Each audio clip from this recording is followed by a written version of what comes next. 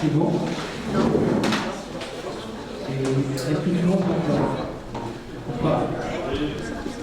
Vous m'entendez pas? Attends, je m'interromps.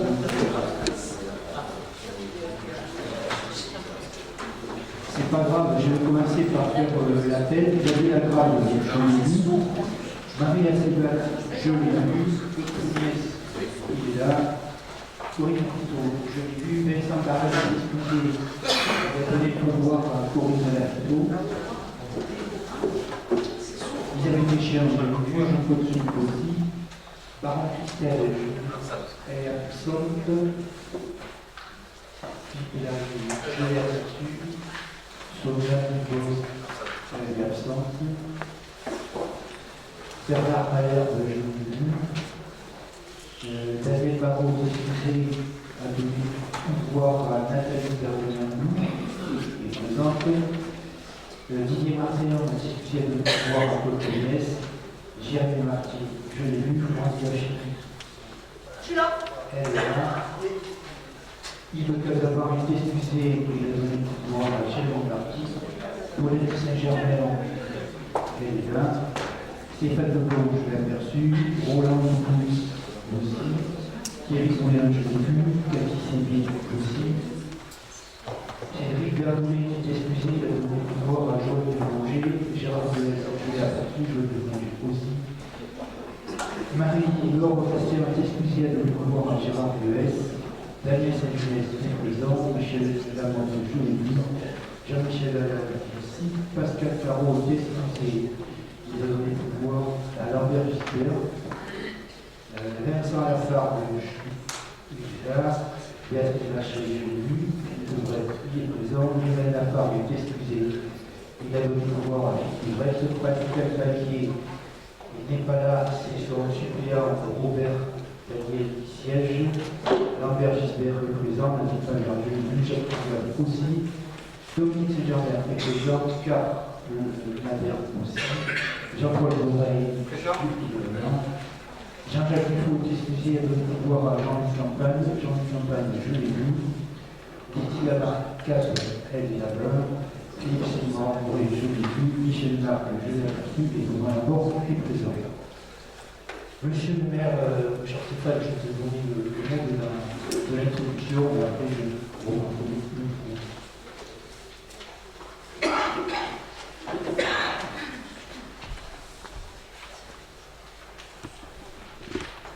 Monsieur le Président, chers collègues, chers collègues, chers publics, le Conseil municipal et moi-même vous souhaitons la bienvenue dans notre petite commune gersoise.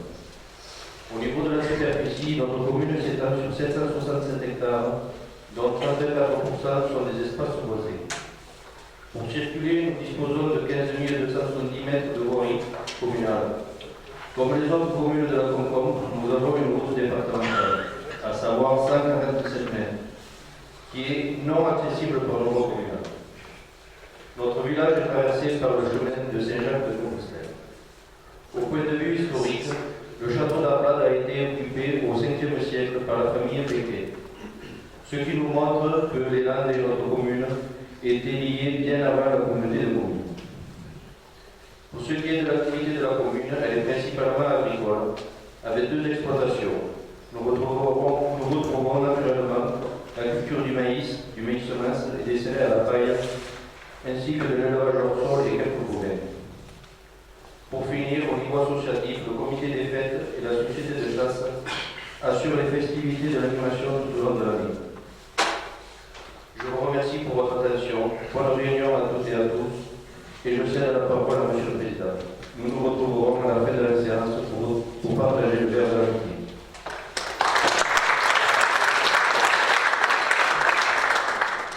Merci Stéphane. Avant d'attaquer le couleur du dialogue, on sait que j'ai convié le cabinet de recouvrement d'architectes pour vous présenter le pôle culturel qui englobe l'école du cycle. Je souhaitais rajouter 2 points à l'ordre du jour. Ces 2 motions que je vais vous proposer, je vais vous apposer sur la table. La première concerne un débat qui est relativement ancien sur notre territoire, ça concerne le feu relatif aux problèmes d'orientation l'organisation des évacuations sanitaires concernant tout le Gers, qui sont plutôt orientés vers proche. Donc on avait déjà pris sur la précédente mandature, constituée en 2017, le soin de l'accessibilité, c'était un peu que ça soit retourné plutôt sur la clinique de Vers-sur-Amour ou sur l'hôpital de Mont-de-Marsan. C'est une sollicitation qui est faite par effectivement la commune de Barcelone, mais aussi nos communautés de communes voisines. Je pense notamment à Risque et à Nogaro. Je ne vais pas reprendre la lecture totale dont vous l'a posée sur la table. Ça, c'est la première motion que je souhaiterais présenter à totalement pour en délibérer et en discuter après le voter. La seconde motion, ça concerne le projet de photovoltaïque flottant sur les anciennes carrières de Tour-Bachère. Je sais qu'on est confronté depuis, avec les porteurs de projet depuis un an sur cette problématique-là. Je sais qu'on bloque sur un point. Le point, c'est faut-il pas faire une dérogation pour les espèces protégées. Je vais essayer d'être clair. Le 13 septembre 2022, la préfecture, la préfecture de Nantes écrit, la triale écrit au porteur de projet en lui signalant que cependant, au vu des informations transmises et comme indiqué lors de la réunion du 13 octobre 2021 avec Madame Albert et le bureau d'études d'EREA, le projet est susceptible de porter atteinte aux espèces relatives de l'article L 411-1. Je dis bien le projet est susceptible de porter atteinte aux espèces. Et nulle part, ils disent qu'il y a une atteinte des espèces protégées.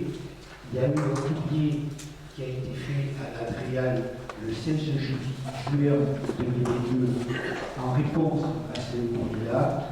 Ce courrier est toujours sans réponse de la triale depuis le 16 juin 2022. Et aujourd'hui, l'enquête publique a démarré hier pour le permis de construire sur ce projet de Tour-Bachère. Donc je souhaiterais, si vous êtes d'accord, joindre cette motion comme corps favorable à ce projet de photovoltaïque sur Tour-Bachère, de façon à ce que Madame la préfète ainsi que le commissaire enquêteur, M. Poisson, ait connaissance de cette volonté des études du territoire. Je rappelle que ce projet de photovoltaïque est classé sur le zonage vert du plan de d'urbanisme, ce qui veut dire en d'autres termes que la précédente mandature dans la classification des zones avait prévu le photovoltaïque sur ce bassin-là.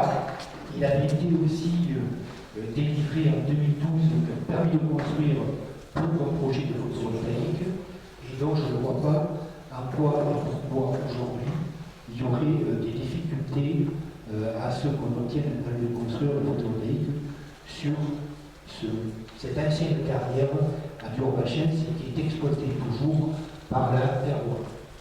C'est une question, je peux ici y répondre. Est-ce qu'il y a des avis contre pour les deux motions? Oui, c'est une chose chez moi. C'est quoi, 22, 24, donc je votais quand même. Oui, je sais bien. Comme il n'était pas inscrit à l'ordre du jour, je vais essayer de valider. Si tu veux. Il y a des abstentions, des oppositions. Je vous remercie.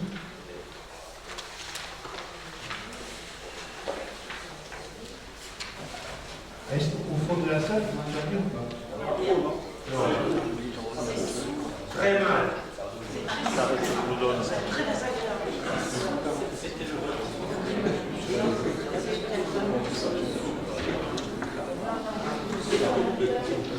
C'est super.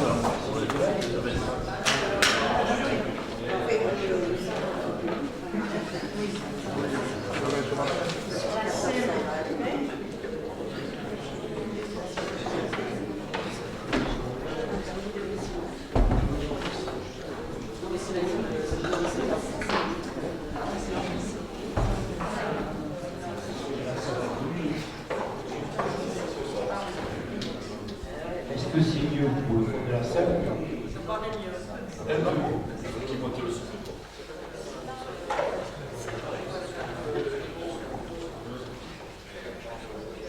Ça paraît mieux. On va reprendre l'ordre du jour classique du Conseil communautaire. Donc le premier point, c'est l'approbation du PV de la séance du 6 décembre 2022. Y a-t-il des abstentions, des remarques, des oppositions? Je vous remercie. Le deuxième point, c'est déterminer le lieu de la prochaine conseil communautaire. Je vous rappelle, je pense que ça doit être à Bureau-Pachère ou à Classeur ou à Puann. Classeur. Allez, Classeur. Donc le premier point, on ne va pas commencer à débattre, c'est pour ça que j'ai demandé à Mme Onze et à M. Dugarry d'être présents ce soir pour présenter l'avant-projet de l'école de musique, parce que j'ai appelé ça pôle culturel, pour une raison assez simple, c'est que le dossier des demandes de subvention doit être déposé pour le 28 février, et j'avais aussi précisé en conférence des maires qu'il serait judicieux que le projet du pôle culturel et le projet de la piscine garçon à Dour ne se retrouvent pas en même temps pour les demandes de subvention, parce que ça ferait deux gros projets importants au niveau du département et ça pourrait peut-être poser quelques soucis. Je ne vais pas vous demander ce soir de délibérer sur le choix du projet 1 ou du projet 2. On aura l'occasion d'en rediscuter et de travailler avec un peu plus de profondeur sur le dossier pour finaliser les choses. Ce soir, c'est de vous solliciter pour m'autoriser à demander de la DETR pour 2023. Et néanmoins, la décision dans la chronologie, ce qui vous sera proposé, c'est que la décision elle soit prise à peu près quand on connaîtra l'ensemble des enveloppes de financement. Et j'ai aussi sollicité par ailleurs la DGFiP de façon à ce qu'elle nous fasse une étude qu'on appelle une étude d'impact au niveau des recettes et des dépenses de la conseil commune. D'ici, on va nous rendre cette copie en mai-juin et qu'on ait tous ces éléments avant de trancher pour quel projet on fera, si on fera le projet 1, le projet 2, ou si on retardera les projets. Je vais donner la parole à Mme Rosé et à M. Dugarry pour présenter les deux projets.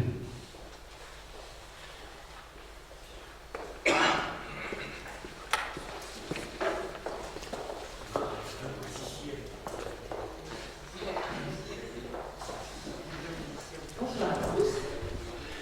Je suis là pour vous présenter les projets de pôle culturel à Souladour. On va succinctement commencer par une petite présentation du site que vous connaissez tous, mais surtout des points qui nous ont paru importants à révéler dans le projet et qui nous ont fait démarrer une réflexion et un peu sur les bâtiments et comment on aborde les choses vis-à-vis du programme qui nous a été donné et qu'on vous explicitera brièvement après. Et après, Camille vous présentera les deux esquisses qu'on a élaborées avec salle de spectacle pour les demandes de subvention ou sans salle de spectacle et avec un petit estimatif des coûts des différents projets et quelques copies d'intention qui sont en cours parce que tout dépend du projet qui sera choisi. Voilà. Alors, bon, je ne sais pas si on voit très bien, mais vous connaissez la carte aérienne, je suppose. Donc nous sommes en plein cœur d'Air-sur-la-Dour, au niveau de la place du Général-Lieu, adossé au Carmel Saint-Joseph, tout proche de la cathédrale d'Air. Et voilà, alors...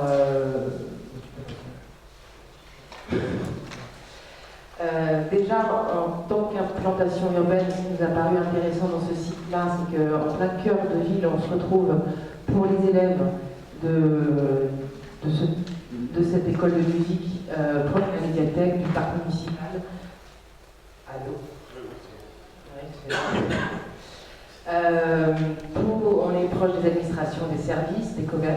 commerces de centre-ville pour les parents accompagnateurs et des parkings.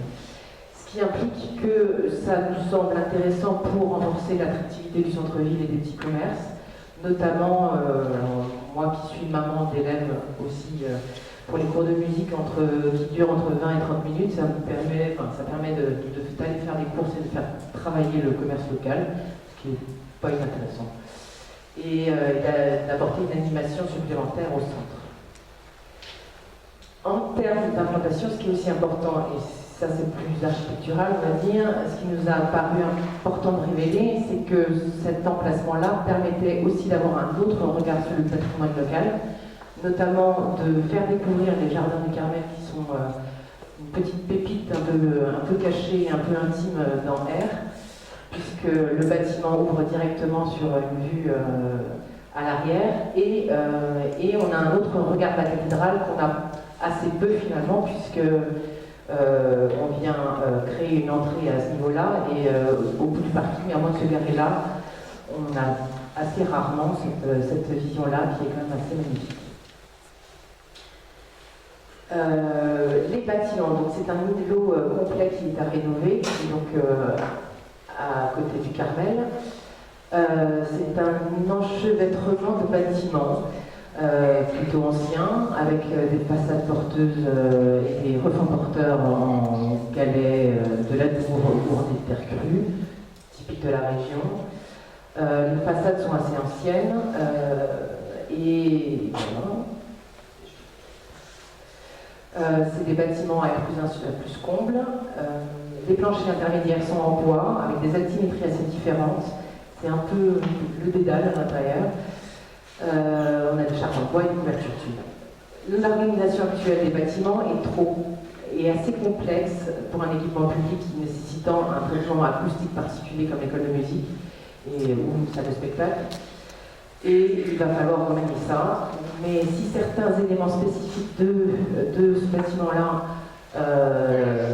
présentent un intérêt notable et devront faire l'objet d'une réflexion pour un réemploi, on note surtout que ce qui est important à conserver dans ce bâtiment-là, c'est le volume et le gabarit sur rue qui fait partie du tissu local de R sur la Dour et qu'il faut absolument maintenir.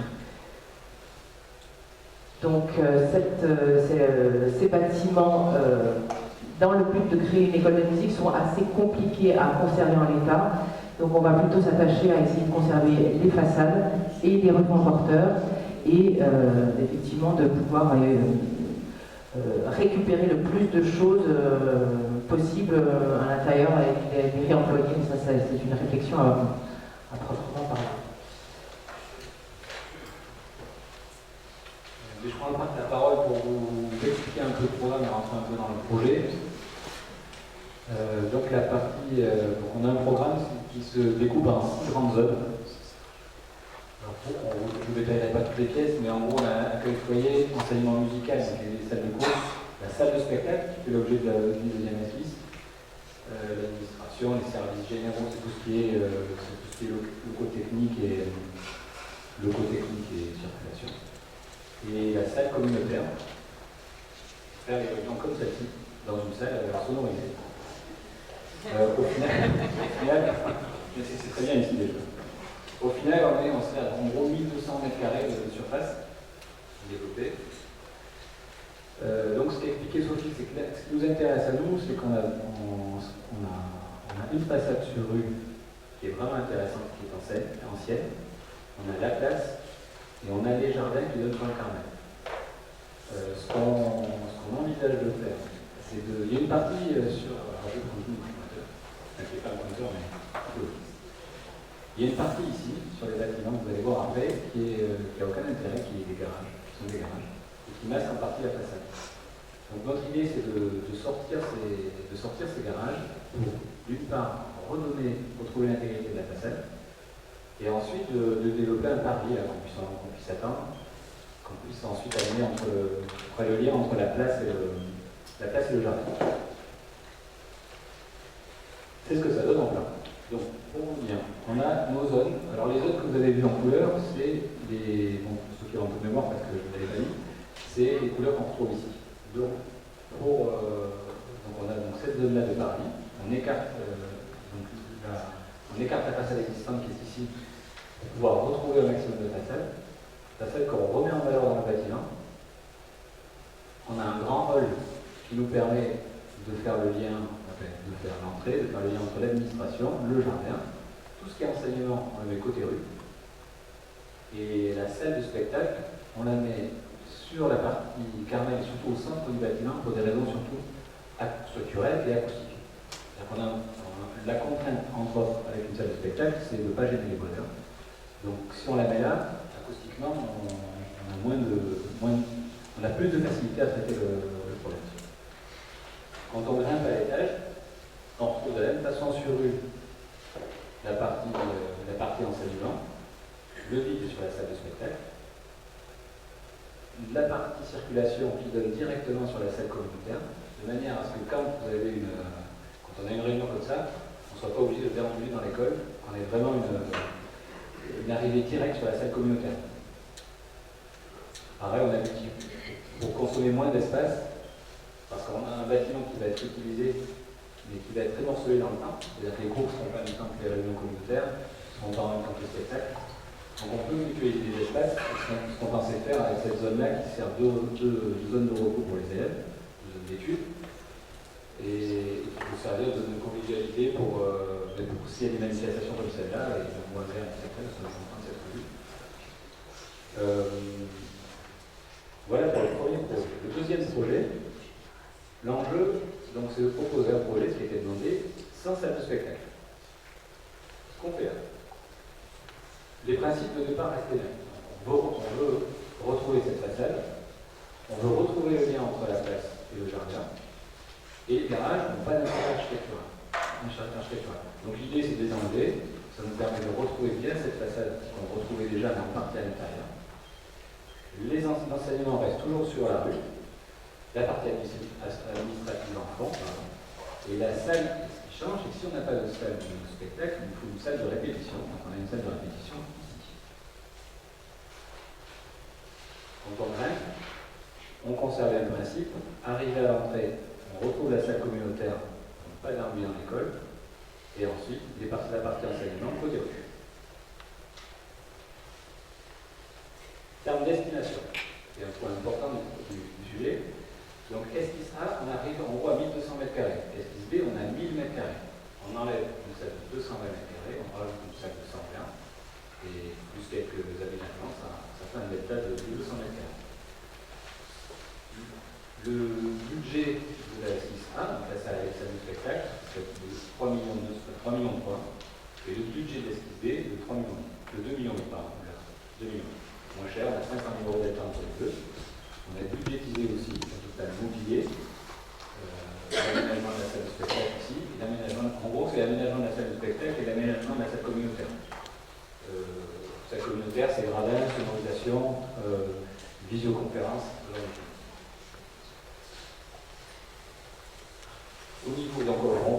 Au niveau architecture pure, on est encore en recherche. Donc là, c'est la vue qu'on a de la place. On fait les profils, on est en train d'essayer. Donc là, on a 6 qu'on a retenus pour l'instant. Mais comme vous voyez, il y a des choses très différentes. Donc, le but est on vous les montre pour l'illustration, mais le but c'est de travailler dessus et d'avancer ça. Et on est arrivé au bout de notre présentation, on a mis 10 minutes 51. Voilà. Je passe le micro.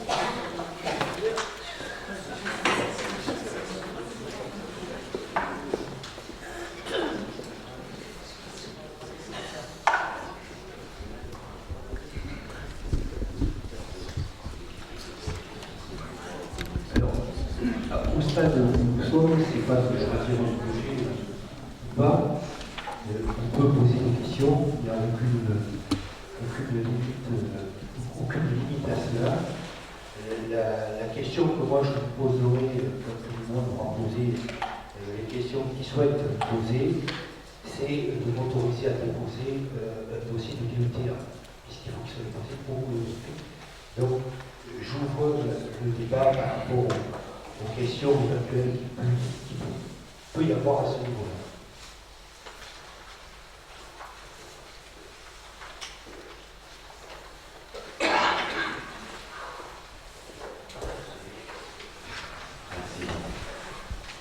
Oui, deux questions, non, deux réflexions par rapport à ce dossier, un sur le fond et l'autre sur la forme, par rapport au point qui nous est présenté.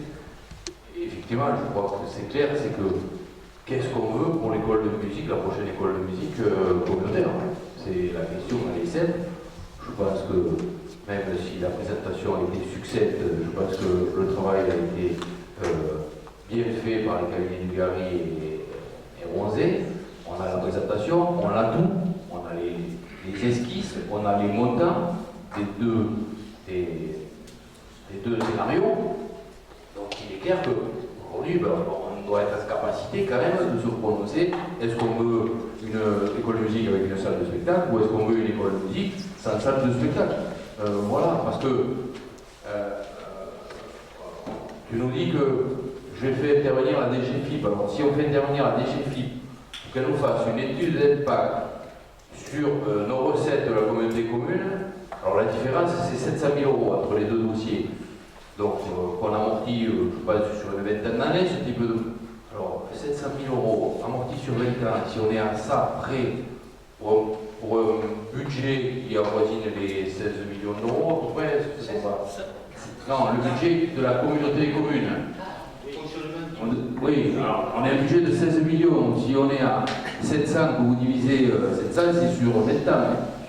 Et si on est à ça près, ça peut être inquiétant, vous le dites. Donc voilà, donc le dossier aujourd'hui, il est de savoir, est-ce qu'on veut le projet A ou le projet B? C'est clair, parce que dans la question que tu nous poses, et là je reviens sur la forme, c'est que c'est présenté donc, au niveau de la DETR. Évidemment que je suis favorable à ce qu'on présente des dossiers à la DETR pour essayer de récupérer un maximum de subventions.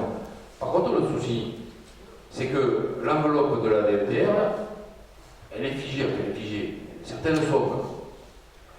Pourquoi il y a 10 millions?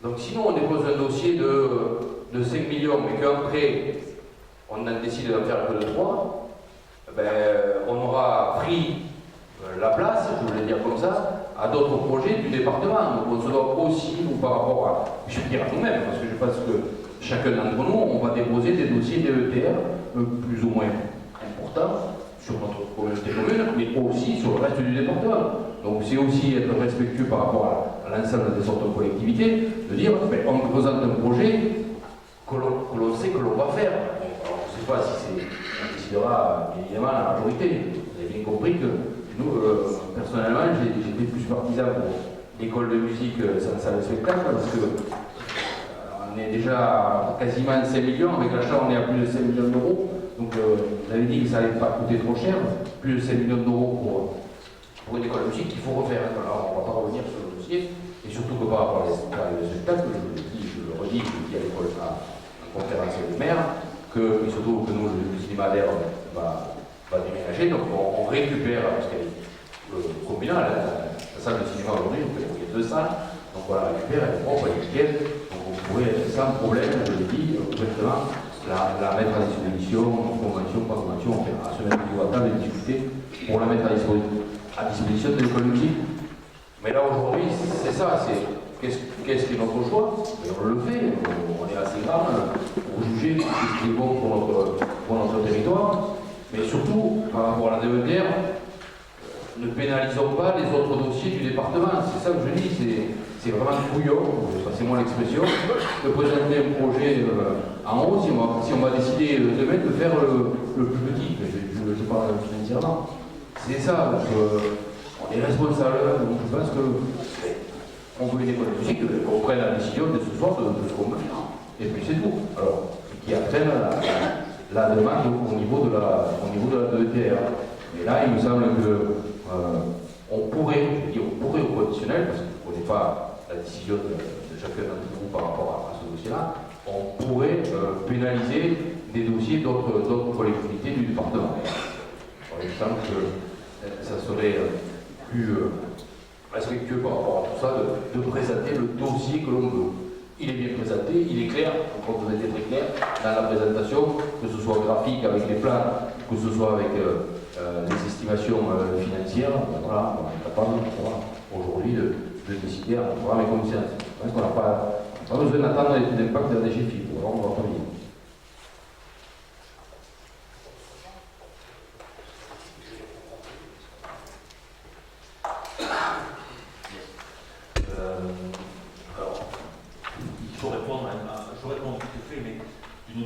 pas que c'est pas pour 500 000 euros que ça va impacter grand chose sur notre budget, mais par contre, au niveau de l'institution de la DETR au département, ça pourrait être impactant pour toutes les communes.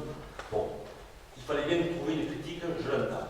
Mais si ce soir on avait dit... 40% de 700 000 euros, tu m'excuseras, mais tu Je calcules. les séparer, Oui. je parle des Ça économies. fait 280 000 euros. Mais Alors, et puisque c'est impactant pour le budget de la communauté commune aussi, donc c'est pour ça qu'on peut réfléchir sur notre budget, est-ce qu'on peut l'assumer, tout ça. Tu dis que c'est pas grand-chose. Bon, je finis de parler, après tu me diras ce que tu veux. Moi, je continue là-dessus. On a décidé ce soir de présenter ça, parce que ça fait un petit moment que nous, en bureau, en conférence des maires, on avait vu, et que bon nombre d'élus n'étaient pas au courant du projet. Donc on a dit, il faut quand même aujourd'hui que l'on avance là-dessus et qu'on présente le projet. Si on vous dit 5 minutes après, il faut voter pour l'un ou pour l'autre, on va en taper dessus en nous disant on n'a pas le temps de réflexion. Donc on s'est dit, on va présenter le projet, on va déposer la DETR sur le projet le plus important, ce qui nous semble le plus logique. J'espère, moi je serai favorable bien sûr au projet le plus important, puisque j'estime qu'il faut que la salle de spectacle soit attenante à l'école de musique, parce que ne serait-ce que pour les instruments et autres, quand ils répètent, bon, il faut qu'il soit la salle à côté. Et le projet le mérite, donc on pourrait faire tout ensemble. Donc c'est pour ça qu'on a présenté ça aujourd'hui, en se disant, on va se laisser le temps de la réflexion. Je précise une chose, c'est que ça fait quand même 10 ans, 11 ans qu'on a la compétence école de musique. On avait pris ça à l'époque pour que tous les enfants, toutes les personnes du territoire aient accès à l'enseignement musical au même prix. Quelques années après, 3 ans après, à peu près, on a été contraints, comme toutes les communes, de faire un agenda d'accessibilité. On est hors jeu au niveau de l'agenda d'accessibilité. Ça fait plusieurs années que l'on traîne, que l'on cherche un point de chute. Le point de chute espéré au départ, c'était la gueule de Torine. Il a été estimé présenté là-dessus, pressenti là-dessus. Il y a eu un premier revirement puisque la ville d'Air avait un projet cinématographique au-dessus. Donc la présidence Philippe a trouvé ce nouveau projet là-dessus. On nous l'a reproché, alors qu'à ce temps, on nous avait proposé de mettre l'école de musique sur la piscine. Ça nous a été proposé comme ça également. La piscine qui est, je vous le rappelle, en zone rouge de PPRI, avec un bâtiment qui est ancien et que l'on ne peut pas rénover là, parce qu'on nous avait dit qu'on était vétuste. Donc, nous là-dessus, on avance. On avance pour faire l'école de musique là. Entre-temps, on nous dit maintenant vous aurez pu revenir, l'école de musique, le cinéma va partir à fond, on peut faire une salle de spectacle là. Aujourd'hui, il n'y a pas de permis qui est déposé pour le cinéma à la piscine, donc quand est-ce qu'il va y avoir cette salle de spectacle? Nous, on a un projet qui est là, qui comprend un ensemble, qui me semble être bien placé en centre-ville comme ça a été présenté. On reprend un bâtiment existant, on fait un ensemble qui va être, on n'a que les esquisses, mais qui sera certainement très agréable en centre-ville, idéalement placé. Et je pense qu'il faut, maintenant qu'on aura le spectacle, moi je trouve que c'est une bonne solution. Philippe, il se cadre de tous les côtés, il dit voilà, on va faire une étude, savoir une étude d'impact financière. Si on peut, si on nous dit on a le feu vert là-dessus, on fonce, et je serai moi favorable à ce que le projet soit complet. Ça sera le moment de voter, si on fait l'esquisse 1, on esquisse 2. Merci. Donc moi je vais essayer de répondre de façon brève, parce qu'on ne va pas passer la soirée sur ce dossier, puisqu'aujourd'hui c'est juste délibéré pour savoir si on dépose un dossier de DETR, si vous m'autorisez à déposer un dossier de DETR. J'aurais simplement rappelé le fonctionnement de la commission départementale de la DETR. Je pense que Xavier n'a peut-être pas le fonctionnement total et tu fais des raccourcis qui me paraissent un petit peu erronés et surtout avec beaucoup d'ambiguïté. Aujourd'hui, quand on dépose un dossier de DETR, pour une DETR supérieure à 100 000 €, il y a d'abord 2 commissions sur lesquelles on va siéger, puisque le revenu sur un fonctionnement normal. Et l'accord, ou l'arrêté plus exactement, de la DETR sera pris courant mai, courant juin, au plus tôt. Donc, d'ici là, nous aurons largement pris la décision de savoir si on va sur l'esquisse 1 ou sur l'esquisse 2. Et pour aller jusqu'au fond de la démarche, je vais rejoindre Dominique. Quand je présenterai le projet pour le choix, j'irai sur le projet global, et c'est celui que je défendrai.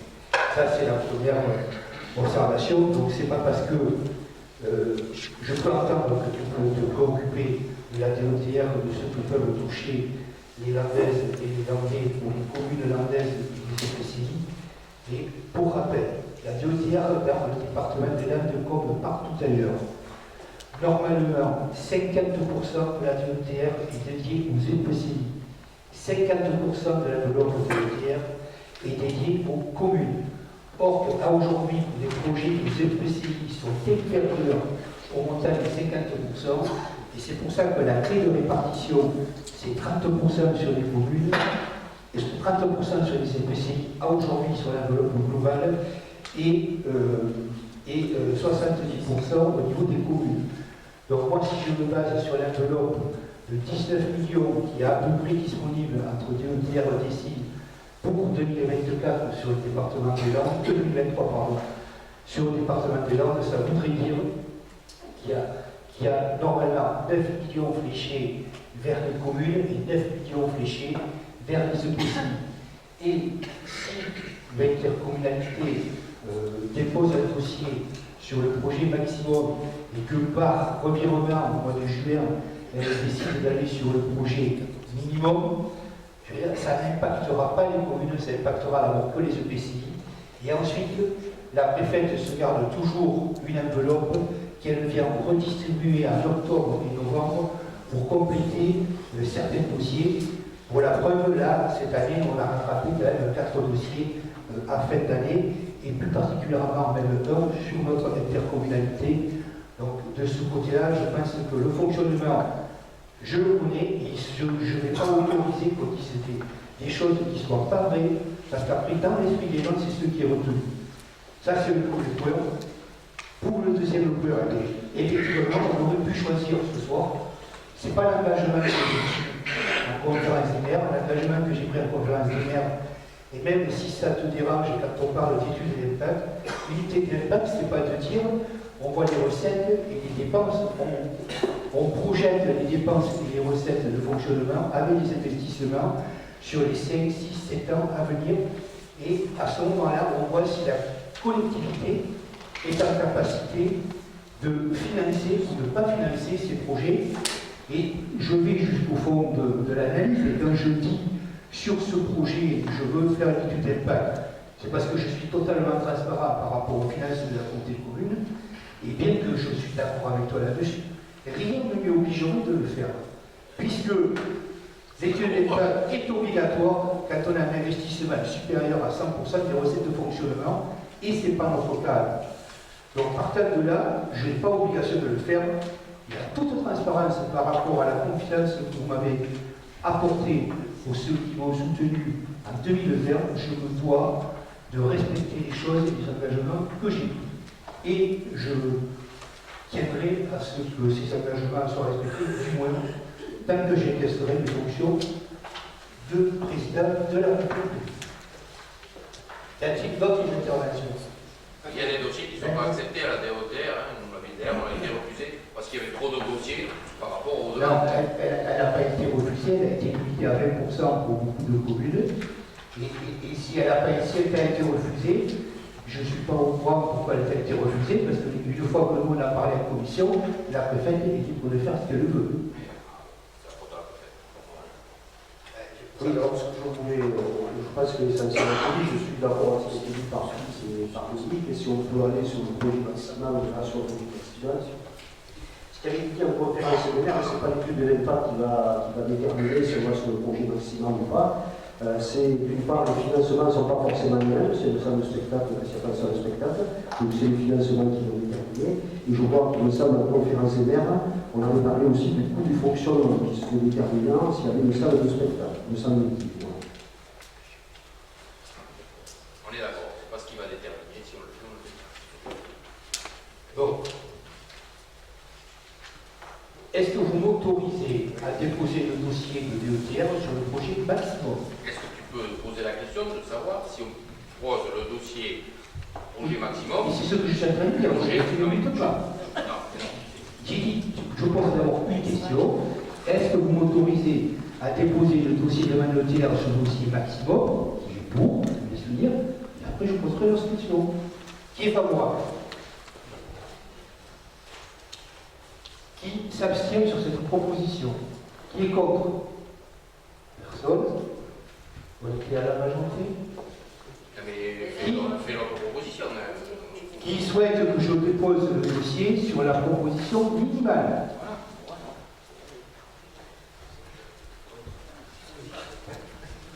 Allez, merci. On déposera le dossier sur la proposition maximale. Je vous remercie. Point 2. Merci à Madame Rosé et à Monsieur Dugarry. Si vous voulez rester, c'est les bienvenus.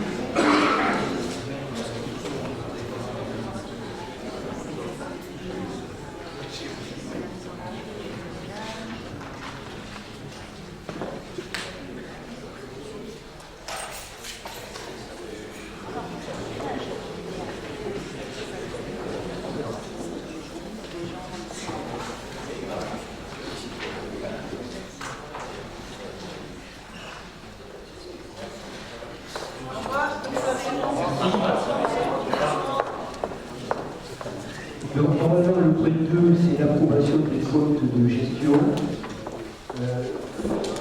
Moi, si vous m'autorisez, je vais présenter plutôt les comptes administratifs qui sont aussi les comptes de gestion puisqu'ils sont identiques.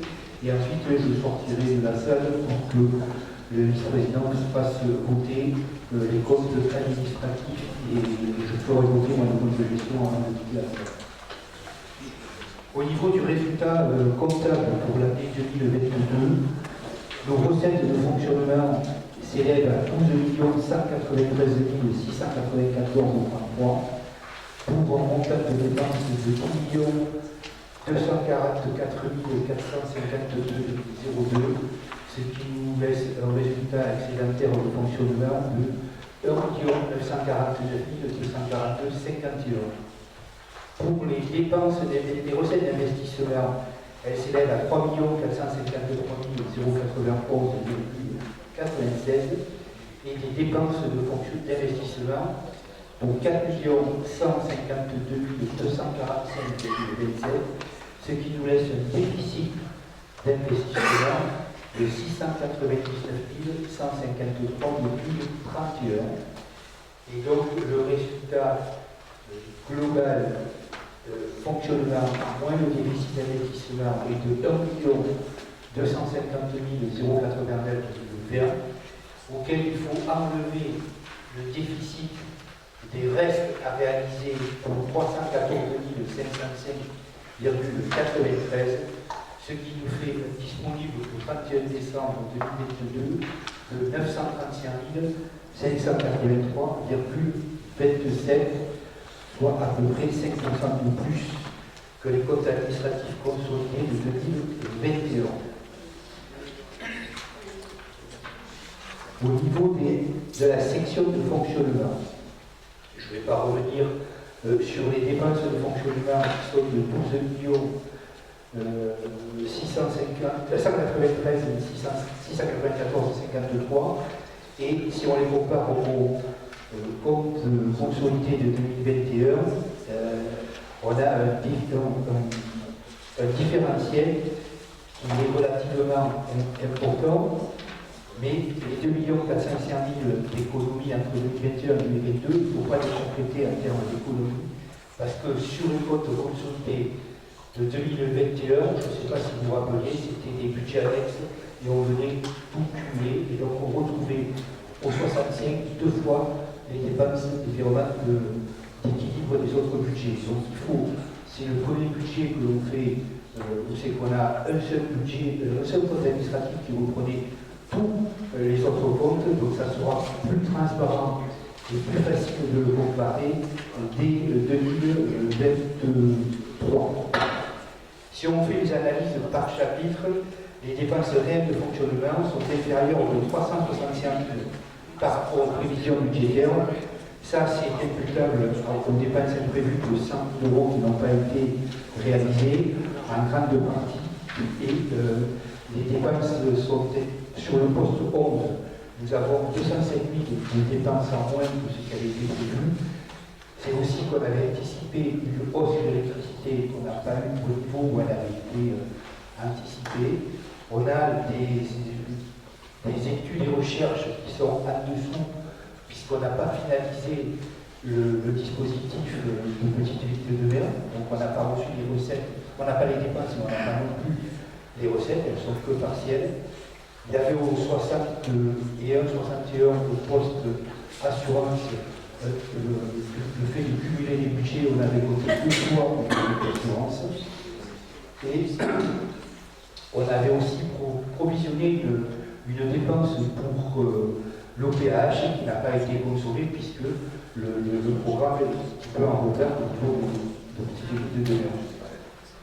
Sur le 62-88, les 9390, c'est des crédits non consommés pour une prévision de 49 000.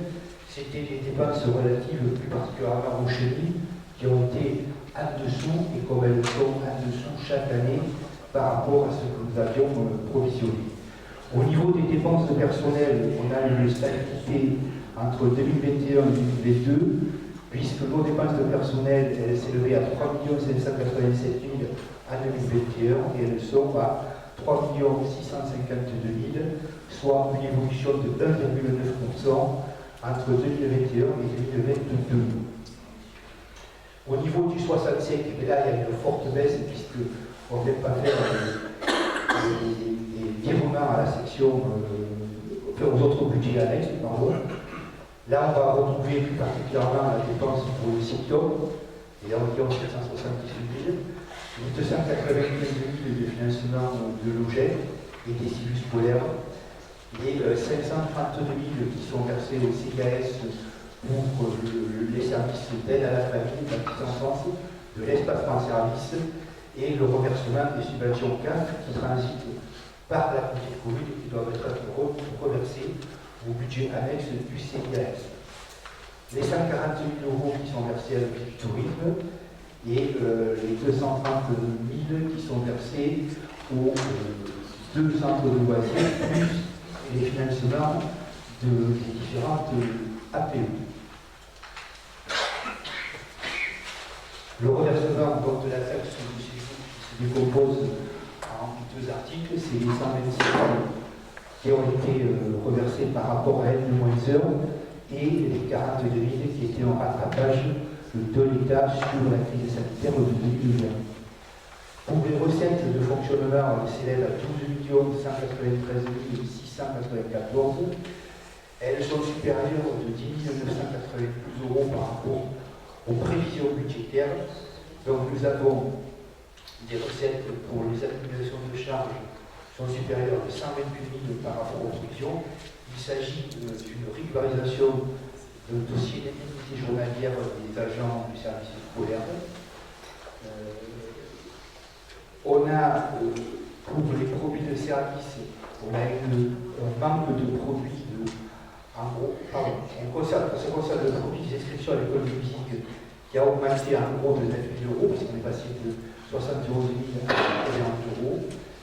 Et dans le 70-66 et le 70-67, ça retrace les produits de vente de repas pour les cuisines centrales et l'exécution budgétaire est supérieure à peu près de 6%, un petit peu moins par rapport aux prévisions, soit 38 932 € de plus. En ce qui concerne les impôts et taxes, c'est légèrement supérieur. On a une petite progression de 1% sur sur l'article 73-111. Sur la TESCOM, on a une progression de 27 929 €, puisque le produit s'élève à 328 € en 2022. Et au niveau de la taxe de séjour, il y a une prévision supérieure de 20 € par rapport à ce qu'on avait prévu. Les dotations et participations, ça c'est inférieur aux prévisions budgétaires, parce que ça concerne principalement deux articles. Le premier, ça concerne les 68 000 € que doit l'État par rapport au financement de l'école privée des 3 à 6 ans, et la participation aux organismes, la différence de 100 981 et la prévision de 193 658 est constituée par des financements CAF, notamment en classe jeunesse, qu'on n'a pas touché cette année, qui sont en diminution par rapport à l'année dernière.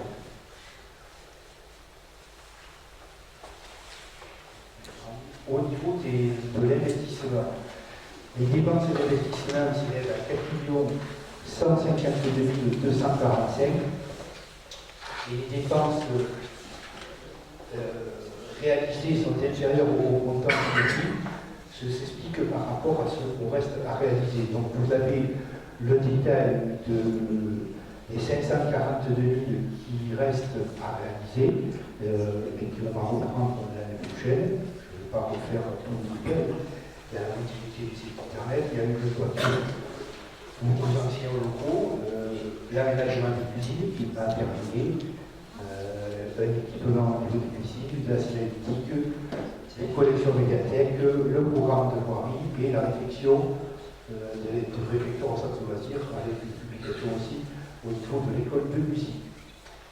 Le programme de voirie 2022, 260 000 € prévus pour la réflexion de la côte de l'Arlou n'a pas été réalisé pour l'instant, puisque les études, on pourra parler tout à l'heure, seront peut-être en cours. Et il y avait aussi au reste de 95 000 € sur un investissement qu'on avait prévu pour un achat à Air-sur-Amour d'un bâtiment, on avait prévu 200 000 et on avait pris les 104 000 puisqu'il n'a pas eu rajouter une avance sur le budget de Bastia, puisque la vente a été retardée par rapport aux périodes qui étaient prévues. Sur la zone de paye avec l'agence de voirie de la cinétique de zone de paye, l'entrée de la route de Bordeaux a été revisitée. Il reste à poursuivre en continuité le chiffrage et en attente d'un nouveau marché enrobé.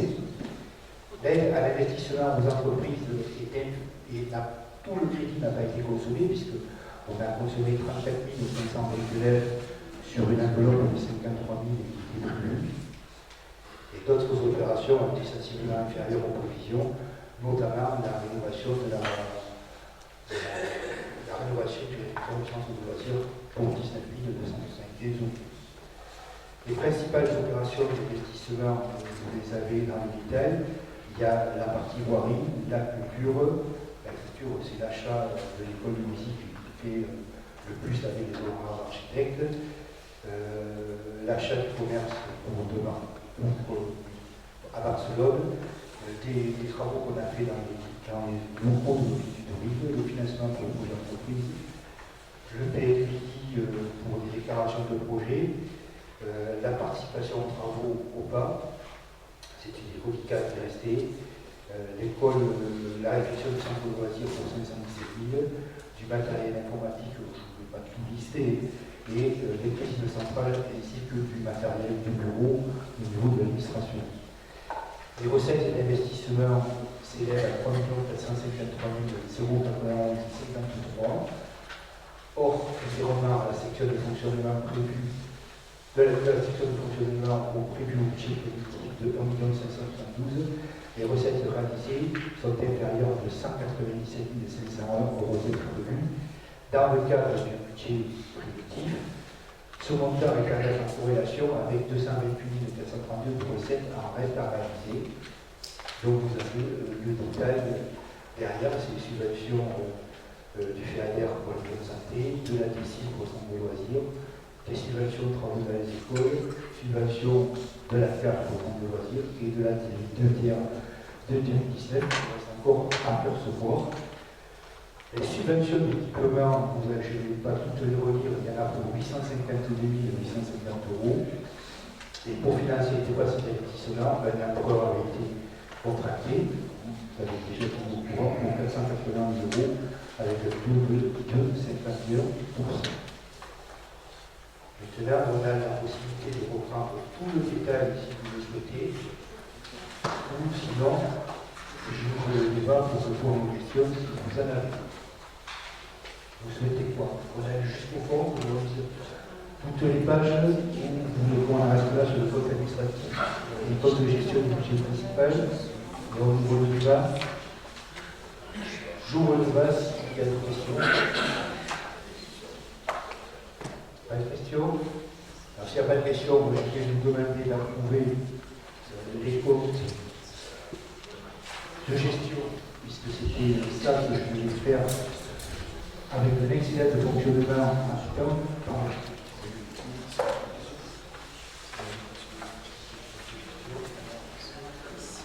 De gestion, c'est ce que je vais vous dire.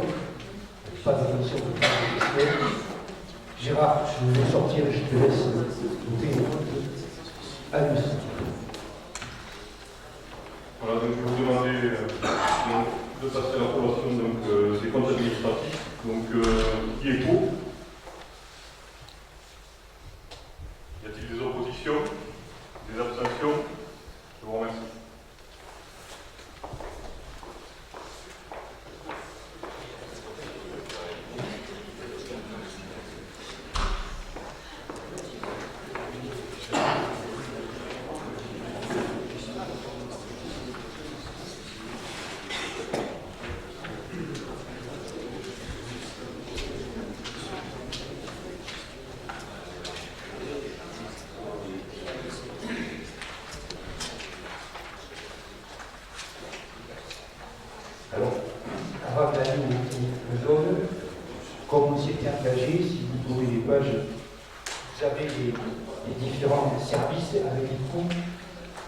De chaque service.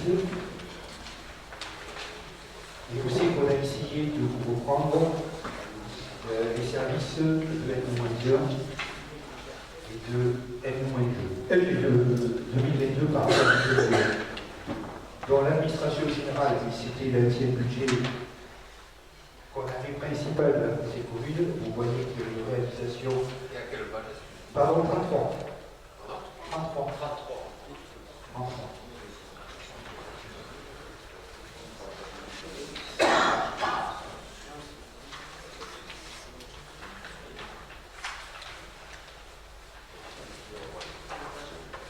J'étais un peu trop loin, excusez-moi. C'est 32. Ça marche? Oui, c'était le budget général. Si vous voulez le comparer, là, on a voté un budget qui reprend les affaires scolaires, l'école musique, etc. Or qu'avant, vous avez le budget général. Si on va un peu plus loin à la page 33, ça c'est voté, c'est le service médiathèque. Vous avez le coût du service médiathèque qui s'élève, le coût est de 371 000 en 2021 pour 376 en 2022. Si je prends le service enfance et jeunesse, c'est-à-dire c'est les affaires scolaires, nous avons un coût en 2021 de 2091 et pour 2164 en 2022. Là-dessus, il a diminué de 69 000 € qui concerne le remboursement qu'on n'a pas eu encore de l'école privée. Et donc, vous voyez, c'est des choses qui sont stables et qui se tiennent. Si je prends l'école de musique, on avait un coût de 197 808 en 2021 pour 205 466 en 2022. Donc on est aussi sur une stabilité de coût. Et au niveau des cuisines centrales, là on a une différence de coût, et je vais vous expliquer. On était à 161 000 en 2021 pour 289 en 2022. Tout simplement, c'est que pour ceux qui se rappellent comment a été bâti les ateliers, on a acheté, le budget principal a acheté 4,50 € le prix au cuisine centrale et on ne le refacturait qu'à 2,90 €. Donc il y avait 1,40 € qui était en charge par les autres budgets, ce qui explique qu'on a fait 82 000 € scolaires à 1,40 € et vous retrouvez la différence sur l'avantage du tout, puisqu'aujourd'hui c'est bien le service de cuisine centrale qui supporte ce coût, puisqu'il est remonté au budget principal. Zone des Arras.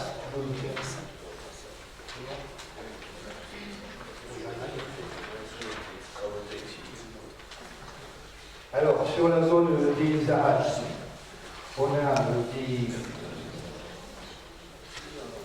le budget annexe des Arras, on a un total de dépenses de 1 500 420,26 pour un montant de recettes de 1 500 420,26. Donc c'est parfaitement à l'équilibre. Ce qu'il faut voir là-dessus, c'est qu'on a fait une vente de 90 000 € qui concerne la vente dont on avait libéré de l'entreprise du Pont.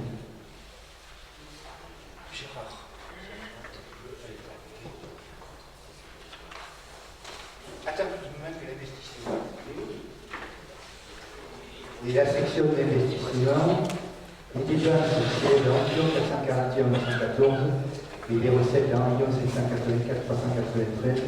Donc il y a un excédent d'investissement de 292 000.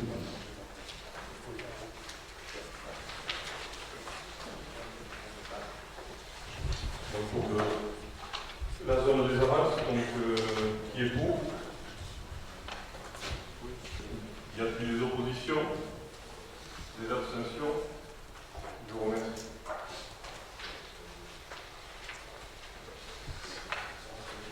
Pour Bastia, c'est plus simple, puisqu'on a un total de dépenses de fonctionnement de 3 558 912 et un montant de recettes de fonctionnement de 3 758 901,12. Rien ne s'est passé sur cette zone, puisqu'il y avait un terrain qui était réservé, qui n'a pas été concrétisé, qui devrait être normalement le 23. Pour les investissements, on a un total de dépenses de 3 643 741,47 pour un montant de recettes strictement identique.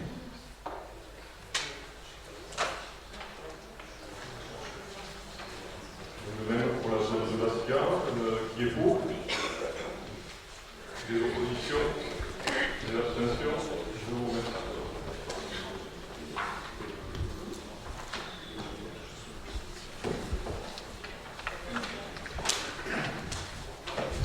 Donc, normalement, c'est la note de présentation brève et synthétique des informations financières. Je ne vais pas tous les reprendre, je vais vous expliquer juste quelques mots.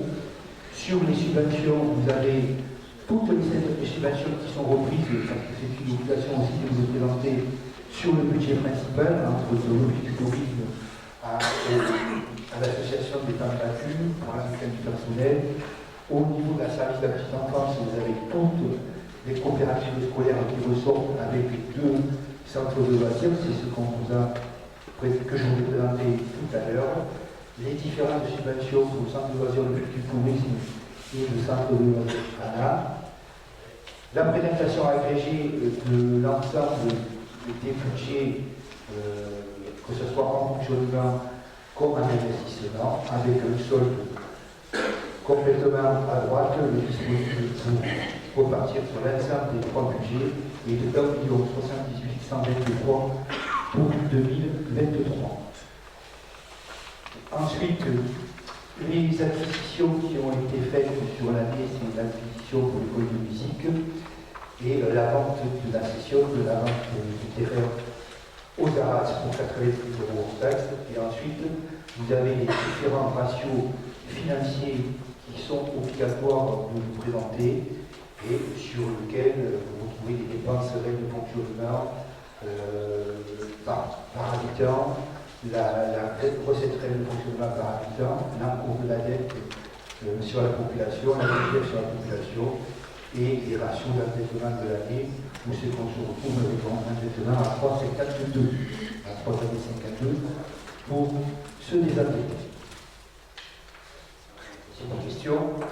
Il n'y en a pas. On va continuer.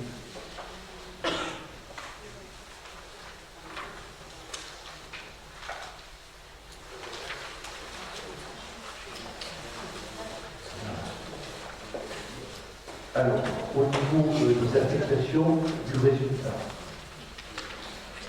pour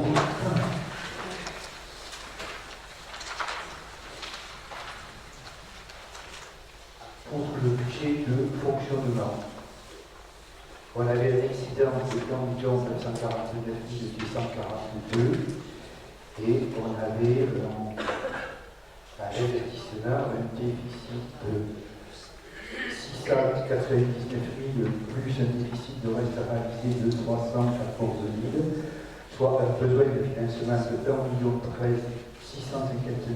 659,24, ce qui vous est proposé d'affecter en réserve pour la couverture des besoins en investissement 1 659,24 et de reporter au 02 935 583,27 et le résultat d'investissement de 2022 reporté pour 2023 en 0 heure pour moins 699 153,31.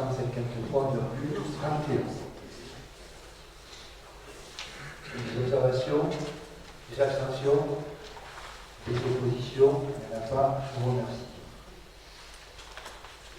Le débat des orientations budgétaires. Je ne vais pas vous reprendre tout ce qui est contexte général, parce que je pense que tout le monde le maîtrise et le connaît. Mais je voudrais juste m'attarder un tout petit peu sur les hausses de l'énergie.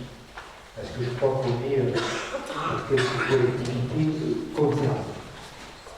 Et on a des hausses qui sont importantes sur l'ensemble du territoire de la petite commune, mais avec des hausses un peu plus fortes à Aire-sur-Adour. Et peut-être que Xavier pourra dire deux mots, mais voilà. Moi je vais vous expliquer ce que j'ai compris.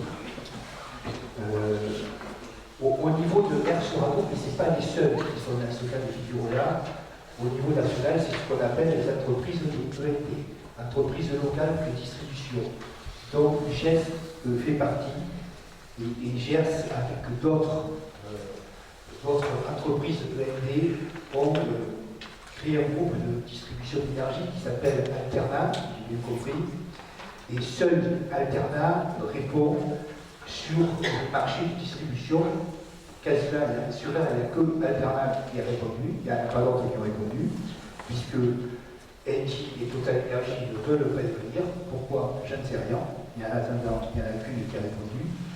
Mais ça a un impact dépassant. Parce que si je compare, et je vous ai fait le tableau derrière du tarif C4, c'est-à-dire un tarif où c'est qu'on a plus de 36 kg de puissance. Et vous avez la saison haute, la basse saison, la saison 2022 et en 2023, avec des heures pleines et des heures creuses. Si je prends les heures pleines en haute saison, en 2023, on va payer 436 € le mégawattheure ailleurs que Aire-sur-Adour, et Aire-sur-Adour 711 €. Les heures creuses en haute saison, 205 ailleurs et 266 à Aire-sur-Adour. Les heures basse saison, 149 ailleurs, 124 à Aire-sur-Adour. Et les heures creuses en basse saison, les Aire-sur-Adour, on vous paye pour consommer de l'énergie. C'est-à-dire on vous donne 115,08 € du mégawattheure. Et quand on nous parle de faire des économies d'énergie, je trouve ça quand même déplacé. Je vous dirais qu'ailleurs on nous donne 26 centimes d'eau, 0,26 centimes du mégawattheure, mais au moins on ne donne pas trop d'argent. Là ça veut dire bon, il faut qu'on allume tout, l'été, les clims, les portes ouvertes, etc. Parce que plus on consommerait d'énergie à ce moment-là, moins la facture serait lourde pour nous. Moi je trouve ça un peu ridicule dans un système où c'est qu'on nous demande de faire des économies d'énergie. Si je prends les tarifs CCM, C'est le tableau du dessous. UCC, c'est le moteur en dessous de 36 kg de puissance. Vous avez des écarts qui sont moindres, c'est un peu plus cohérent, ça me paraît un peu plus cohérent. Néanmoins, sur la communauté de communes, quand on va projeter ces dépenses sur 2023, on aura une augmentation supplémentaire de 260 000 € de dépenses. Et on l'a fait pour le CIS, je peux le dire, c'est un peu plus de 200 000 €. En gros, la collectivité CIAS, la communauté de communes, dépensera plus de 450 000 € en 2023 d'énergie par rapport à 2022. Ça, c'est le constat. Tu vas être sur les mesures, là on a parlé que de l'énergie et on a le gaz, quelques l'électricité, il y a aussi le gaz. Et le gaz, il y a des choses qui vont, c'est pareil, on a des fortes augmentations. Les mesures au plan de finances de 2023, c'était la suppression de la CVAE, qui aujourd'hui va se faire de façon progressive, une 50% en 2023 et 50% en 2024. Je ne vais pas reprendre tout le baratin, je vous laisse le dire, mais néanmoins aussi, la CVAE, qui était une recette plutôt dynamique pour nous, va nous faire une compensation plutôt figée dès 2024. On n'aura plus de marge de manœuvre, on enlèvera une fois de plus de l'autonomie financière à notre collectivité. Et je pense que c'est quelque chose qui ne nous aura pas échappé. Le dynamisme attendu sur la TVA pour les collectivités qui l'aperçoivent, c'est un quart du produit national. Sur la loi de finances initiale de 2023, elle est fixe, c'est ce que ça veut dire, hein. Ne vous trompez pas, hein. C'est la loi de finances initiale de 2023. Les fractions de la TVA reversées aux collectivités vous devrez évoluer de 7% en 2023 sur le taux de reversement sur la TH. Les taxes dédiées aux grands projets ferroviaires, ça aussi, nous aurons à délibérer pour le 1er juillet 2023. Il a été créé pour financer la ligne LGV, une taxe sur les projets ferroviaires qui va représenter une taxe additionnelle de 34% de la taxe de séjour, plus une contribution que nous aurons tous le plaisir de découvrir sur notre foncier bâti dès 2024.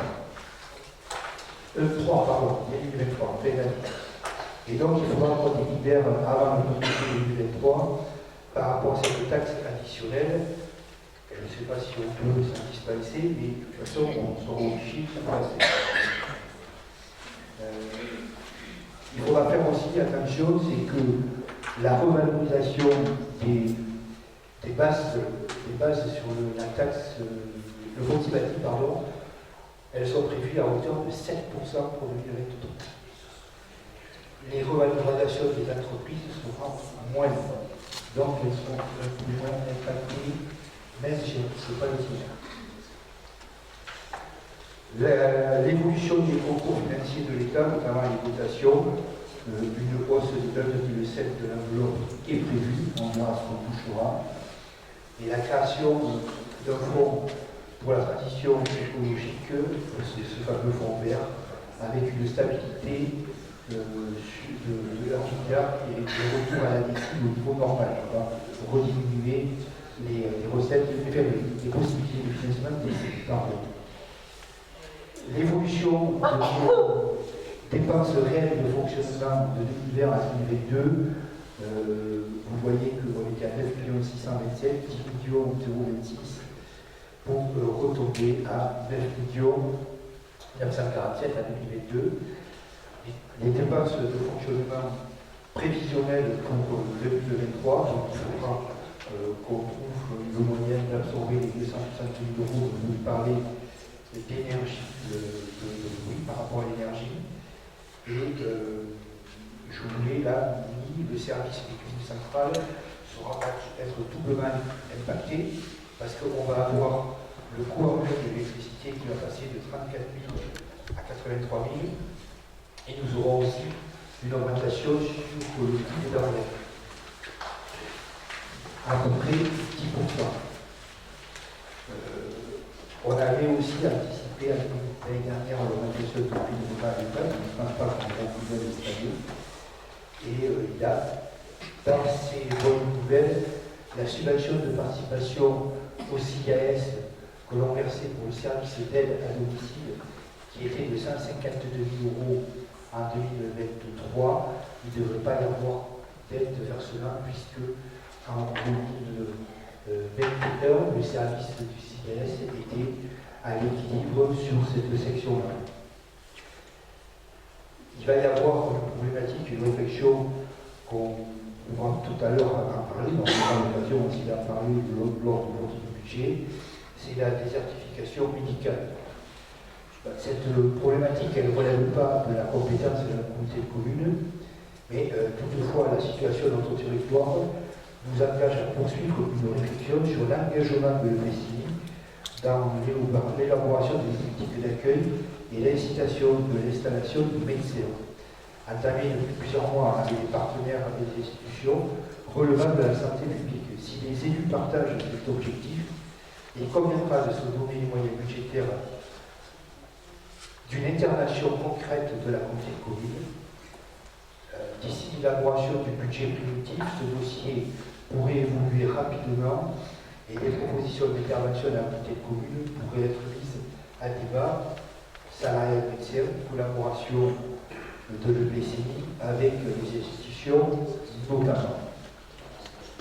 Juste une aparté par rapport à ce dossier, je me suis rapproché de la présidente de la communauté de communes de Montmorency pour savoir ce qu'ils faisaient à Montmorency sur ce type de dossier, puisqu'ils avaient plutôt des échos favorables sur leur pleine réussite. Alors ils ont créé un centre intercommunal, je vais l'appeler comme ça, de santé. Et ils ont 5 médecins qui sont salariés et 6 médecins qui sont libéraux. Et sur ce centre médical intercommunal de santé, ils ont offert aux médecins ce qu'on appelle le secrétariat médical.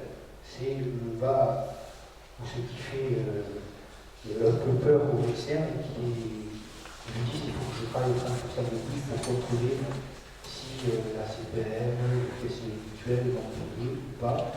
Là, le médecin ne s'en occupe pas, puisqu'il a directement le service qui est payé, fermé. Pour les libéraux, il s'acquitte d'une redevance de 1 700 € par mois pour ce service-là. Et bien sûr, ils sont logés dans les locaux au même tarif de la maison de santé. Et pour les salariés, les médecins salariés, ils sont salariés à une hauteur de 100 € net, avec une obligation de réaliser 4 visites par heure quand ils sont en cabinet. Et là où c'est qu'ils ont un déficit de visites, c'est quand ils sont à l'extérieur, puisqu'ils ont obligation dans ce centre médical de faire une visite à domicile. Et quand ils sont sur les domiciles, ils étaient partis sur 3 visites à l'heure, ils n'y arrivent pas, ils vont un peu moins. Le déficit sur une année d'exploitation, c'est-à-dire exactement 11 mois, il sort à 120 000 € de déficit. Voilà, je referme la parenthèse, parce que je regarde un peu ce qui se fait aussi ailleurs, et je tenais, dans ce débat d'orientation budgétaire, à aborder ce sujet, il y en a à parler avec vous. Dans le cadre de la maîtrise de l'énergie, certaines collectivités, dont nous avons quelques bâtiments où nous sommes obligés de nous inscrire dans ce qu'on appelle les études tertiaires, c'est-à-dire des économies d'énergie en 2030, 2040, 2050. Et pour ce faire, je vous proposerai, lors du vote du budget, de confier cette mission d'accompagnement en maîtrise de l'énergie au niveau du CIDE. Il y a une autre réflexion que je voudrais ouvrir aujourd'hui le débat, et je souhaiterais qu'on y mette une enveloppe aussi au niveau du budget de 2023. C'est en 2016, il y a eu une réflexion qui avait été faite pour un réseau de chaleur qui reprenait la résidence senior, l'EHPAD, les deux écoles et les centres d'urgence à Rennes. Et à l'époque, on nous a remis les chiffres. On était sur le bois énergie, ça on était à 78 euros, pardon, TTC du mégawattheure en coût pour 165 euros de bouteille de gaz. Moi, je voudrais aller un petit peu plus loin parce qu'aujourd'hui, le gaz coûte beaucoup plus cher que ça. Mais je voudrais qu'on réfléchisse aussi, si on allait là-dedans, à la possibilité d'avoir notre propre ressources locales et plutôt notre propre production, on va dire, d'énergie bois sur notre territoire, soit par une entreprise solidaire, soit avec peut-être un territoire de zéro chômeur, il faut voir. Moi, je proposerais qu'on ouvre au moins le débat et la réflexion dans ce sens. La section d'investissement, la principale investissement sera, on en a parlé tout à l'heure, l'école de musique, mais juste au niveau des études, puisque si on démarre les travaux, ils ne démarreraient pas en 2004. Et vous proposez une gestion pluriannuelle de la voirie avec un budget à peu près de 800 € par an. La désertification médicale, je n'avais plus, pardon.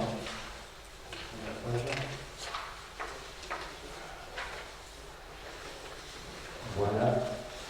Les bâtiments scolaires, ils sont quasiment tous rénovés, il doit être quelques petits bricoles d'entretien à faire. On n'a pas encore fait le point, c'est pour ça que je ne l'ai pas écrit là-dessus.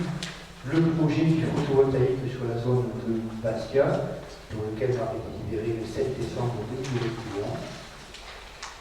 Au niveau des recettes de fonctionnement pour 2023, au niveau de la DGF, il y aura une légère érosion, comme on la connaît déjà depuis 2022. Il vous sera proposé au niveau de la fiscalité de rester sur des taux inchangés. La suppression partielle de la CVAE, comme je vous l'ai expliqué tout à l'heure, on devrait avoir une compensation avec la TVA, on parlera de l'INA. La taxe sur les ordures ménagères, il y a un bureau du SICTOM samedi prochain et si la démarche entamée l'année dernière se poursuit, et elle doit se poursuivre puisqu'on a voté pour 4 ans, avec les 12,5% plus la TGAP qui sera appelée à l'habitant, on devrait maîtriser, nous, sur notre territoire, l'augmentation du coût. Du moins, on ne peut pas être conséquente si ce n'est l'augmentation que chacun aura par rapport aux 7 personnes que j'ai dit tout à l'heure au niveau des bases. Au niveau de la TASCOM, pour rappel, en septembre dernier, nous avons voté l'augmentation de 1 à 1,05. Donc, on peut espérer des recettes légèrement supérieures. En ce qui concerne le SMIC, c'est un élément financier qu'on ne maîtrise pas, qu'on connaîtra au mois de juillet. On en a déjà parlé quand on a eu la douloureuse en 2022. Aujourd'hui, on a deux options. Il y aura deux options. Soit on peut encore bénéficier de l'amortisseur, puisque la loi de finances le prévoit, sauf qu'elle le prévoit sur 4 ans. Et nous, on a déjà eu la première année un amortisseur à 50%. Il n'est pas du tout sûr qu'on puisse bénéficier de l'amortisseur. Maintenant, il faudra voir aussi comment on évolue nos territoires voisins au niveau national, puisque je vous rappelle que pour le FIC, c'est en fonction de la position que l'on a au niveau national. Si on rentre en dessous des 728 ou au-dessus des 728. Au niveau des ressources humaines, par rapport à l'effectif, on était à 101, on est à 101, on était à 101 au 1er janvier 2022, on est à 100 au 1er janvier 2023. Il n'y a pas de recrutement prévues supplémentaires en 2023, les dépenses de fonctionnement, y compris le remboursement des prestations de voirie, vous les avez devant vous entre 2020 et 2022. Elles sont relativement stables puisqu'on a évolué de 9% sur 2021 et 2022. Les avantages en nature, c'est ce que l'on fait aux agents de cuisine et aux agents de la restauration scolaire, on y est arrivé. Le temps de travail par délibération du 7 décembre 2021 est fixé à 1607 heures. Et vous avez une information relative au niveau de la dette officielle au 1er janvier 2023 à 5 511 722 euros. Voilà, j'ouvre le cours.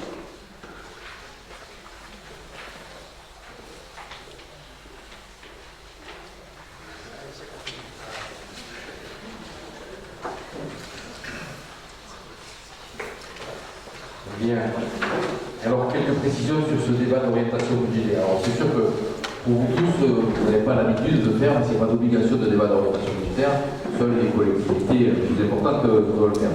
Mais on doit répondre à des règles bien précises en la matière et notamment présenter un rapport d'orientation budgétaire bien plus conséquent qu'il nous est présenté aujourd'hui. Franchement, je comprends aussi pourquoi certains d'entre vous sont un peu désabusés parce que perdus, parce que dans les explications, c'est assez là. Je vais revenir donc sur le document, mais évidemment sur les hausses du coût de l'énergie. Alors, bien évidemment, nous tous, les maires que nous sommes, on ne peut que regretter de voir l'augmentation des tarifs en matière d'énergie. Et quand je dis sur un rapport d'orientation budgétaire, où on marque, en effet, l'opérateur local GES dispose d'un seul fournisseur alternat qui propose des tarifs nettement plus élevés que ceux proposés dans le reste du département. Donc, autrement dit, on est des billes et on profite de la situation sur les collectivités. Je rappelle que les ELT sont dirigés par les collectivités. C'est la base. Alors, ce qui m'a fait plaisir, c'est que tu as dit au début de ton propos, tu as dit ce que j'ai cru comprendre. Ben, je te comprends parce que c'est pas facile. Hein. On avait un conseil d'administration de GES cet après-midi pour ceux qui sont ce qui était aujourd'hui. Je comprends que le monde de l'énergie, c'est très compliqué, mais une petite explication s'impose. Effectivement, tu l'as dit, il y a deux types de marchés. Il y a un marché pour les zones où il n'y a pas de régie, c'est simple, et un marché pour les zones où il y a des régies. Pourquoi? Parce que c'est le SDEC, c'est le CIDEC de Gironde qui gère tout ça pour l'ensemble des 5 ou 6 départements de l'Aquitaine concernée. Pourquoi on a décidé ça? L'ensemble des départements, c'était pour dire que sur les territoires des régies, je dis régies volontairement, ce sont tous des sectes, pour qu'on comprenne bien, que sur les territoires des régies, eh bien, on ne soit pas trop noyé ou broyé par des gros opérateurs que peut être EDF, Total, des gros opérateurs en matière d'énergie. Mais il n'empêche que de fait, on répond à des appels d'offres régis par les marchés collectifs. Donc tu dis que seul Alternat a répondu sur notre territoire. Oui, mais nous, Alternat, alors je précise, excusez-moi, Alternat, c'est l'émanation des régies. Hein. Pourquoi? Parce que quand il a fallu dissocier la fourniture du transport, l'ensemble des régies de tout le sud-ouest, le grand sud-ouest, on s'est regroupé en disant on va être plus fort à plusieurs pour pouvoir proposer des prix à nos concitoyens, structures privées, enfin, individus ou entreprises. Alternat, donc, c'est l'émanation de toutes les régies du sud-ouest, il faut bien clair. C'est pas total, hein. Alternat n'est pas inscrit au capital ou au CAC 40. C'est pour pouvoir répondre au marché qui s'est ouvert, au marché mondial, au marché européen, en ce qui nous concerne, de l'énergie. Donc Alternat vient pour aider les différentes ELD donc sur le territoire. Donc sur le marché, Alternat a répondu, les autres, Total, Enedis, EDF n'ont pas répondu, ils n'ont pas répondu. Il faudra leur poser la question, pourquoi ils n'ont pas répondu. Une petite précision, c'est que la ville de Bordeaux et sur, il y a une régie, puisque c'est Bordeaux Métropole Énergie, il y a Régas et Gaz de Bordeaux, Total et EDF ont répondu, c'est Alterna qui a gagné le marché. Donc Alterna était moins cher que les gros opérateurs que je viens de citer. Donc s'ils n'ont pas répondu chez nous, bon, mais enfin, chez nous sur les ELD et donc dans la section CRR, est-ce qu'on peut le regretter? Je ne sais pas, parce qu'on ne peut pas le savoir. Donc sachez que Alterna, c'est du service public. Donc fait en sorte d'apporter un maximum à l'ensemble de ses usagers. D'ailleurs, tu disais qu'on a mis en place, Alterna a mis en place une mesure pour inciter les gens à moins consommer et donc à leur faire bénéficier de ristournes. Je disais qu'on ne peut pas baisser, mais moi j'ai les chiffres de gestes pour le R sur ado. Donc que les gros, que les entreprises et les collectivités, il n'y a pas le citoyen. En matière d'électricité, en octobre on est à moins 25%, en novembre moins 18%, en décembre moins 17%, Pour le gaz, voilà, je vais citer les deux premiers, en octobre on est à moins 59 et en novembre moins 52. Voilà, il y a une explication, c'est qu'on a les deux gros sécheurs qui sont Agralia et Euralis, qui n'ont pas séché du maïs maintenant, parce qu'ils ont délocalisé, ils sont allés sur Bayonne, et en plus il y a eu moins de production, donc c'est pour ça qu'il y a des baisses significatives à ce moment-là. Mais si je prends novembre, si je prends décembre, on est à moins 25%, donc des baisses d'énergie, il y en a, elles sont réelles. Après, mais évidemment, je comprends, enfin, moi le premier, j'ai amené hier matin une facture de la ville d'Air au directeur de GES, parce que je trouvais la note peu salée, qui m'explique le pourquoi du comment. Mais oui, c'est un effet prix. Pour vous dire deux ou trois prix en matière d'énergie, alors quand on a signé le marché, c'était au mois de mai, par rapport à la Comcom, c'était au mois de mai 2022, donc vous aviez pris, c'était autour de 300 € le mégawatt. Au 31 août, 2 mois après, on était à 1180. 3 mois après, 1180. On a signé à 300. Aujourd'hui, on est à 180. Vous voyez un peu l'évolution. Malheureusement, en gaz, on était à 300 au 31 août 2022. C'était le pic le plus haut. C'était la guerre à l'Ukraine ne bougeait pas, et même augmenté, et surtout, on était en pleine sécheresse. Donc, il dit sécheresse, donc les centrales hydroélectriques ne fonctionnaient pas, et on était avec des réacteurs nucléaires qui étaient quasiment, pas tous à l'arrêt, mais un grand nombre qui étaient donc c'était le plus fort en matière de prix de l'énergie. Aujourd'hui, donc 300 €, on est à 60. Donc on a baissé. Et bien évidemment, j'aurais préféré moi signer un contrat aujourd'hui que l'avoir signé au 1er janvier 2023 pour la ville d'Air. Ça va être pour la ville d'Air. La ville d'Air, en matière de gaz, la facture était de 60 000 € en 2022, et elle va être de 242 000 € en 2023. Bon, ben oui, bien sûr qu'on aurait tous préféré que ça soit moins, mais on est tous, je vais dire, dans le même bateau. Alors, je m'excuse, mais pour moi, c'est une attaque en règle contre GES. Je rappelle quand même, GES c'est du service public, et avec Alterna, je pense que du travail, il ne doit pas être si mal fait que ça, parce que je rappelle que toutes les entreprises à Turin, malgré ce contexte en matière d'énergie que je viens de citer, toutes les entreprises à Turin sont avec Alterna. OTS vient de re-signer avec nous. OTS, il fait le temps, il y a 2 ou 3 ans, il était parti. Donc, il y a d'autres qui viennent sur notre territoire pour essayer de nous piquer les marchés.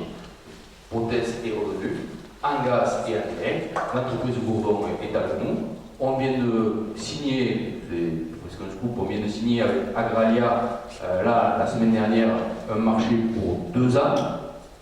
Donc, si on n'était pas si compétitif que ça, et pas bon marché, je pense qu'on aurait perdu un bon nombre de clients, et ce n'est pas le cas. Donc sachez que GES, au travers d'Alterna, qui est une structure, on a créé cette structure pour pouvoir répondre au gros marché. C'est surtout pour pouvoir répondre au gros marché. On l'a vu quand on a perdu les lycées. Mais pourquoi on avait perdu les lycées à Air-sur-Ado? Parce qu'à un moment donné, c'est les lycées, c'est la région, donc à Nouvelle-Aquitaine, qui a fait un marché global sur l'ensemble des lycées de la région. Donc bien évidemment que GES ne pouvait pas répondre tout seul. Donc c'est pour ça qu'à un moment donné, l'ensemble des ELT se sont regroupés pour créer cette structure qui s'appelle Alternat, pour pouvoir répondre à ces gros marchés. On avait perdu Poult, parce que Poult aussi avait répondu sur l'ensemble de ces usines, à Air, à Montauban, en Bretagne.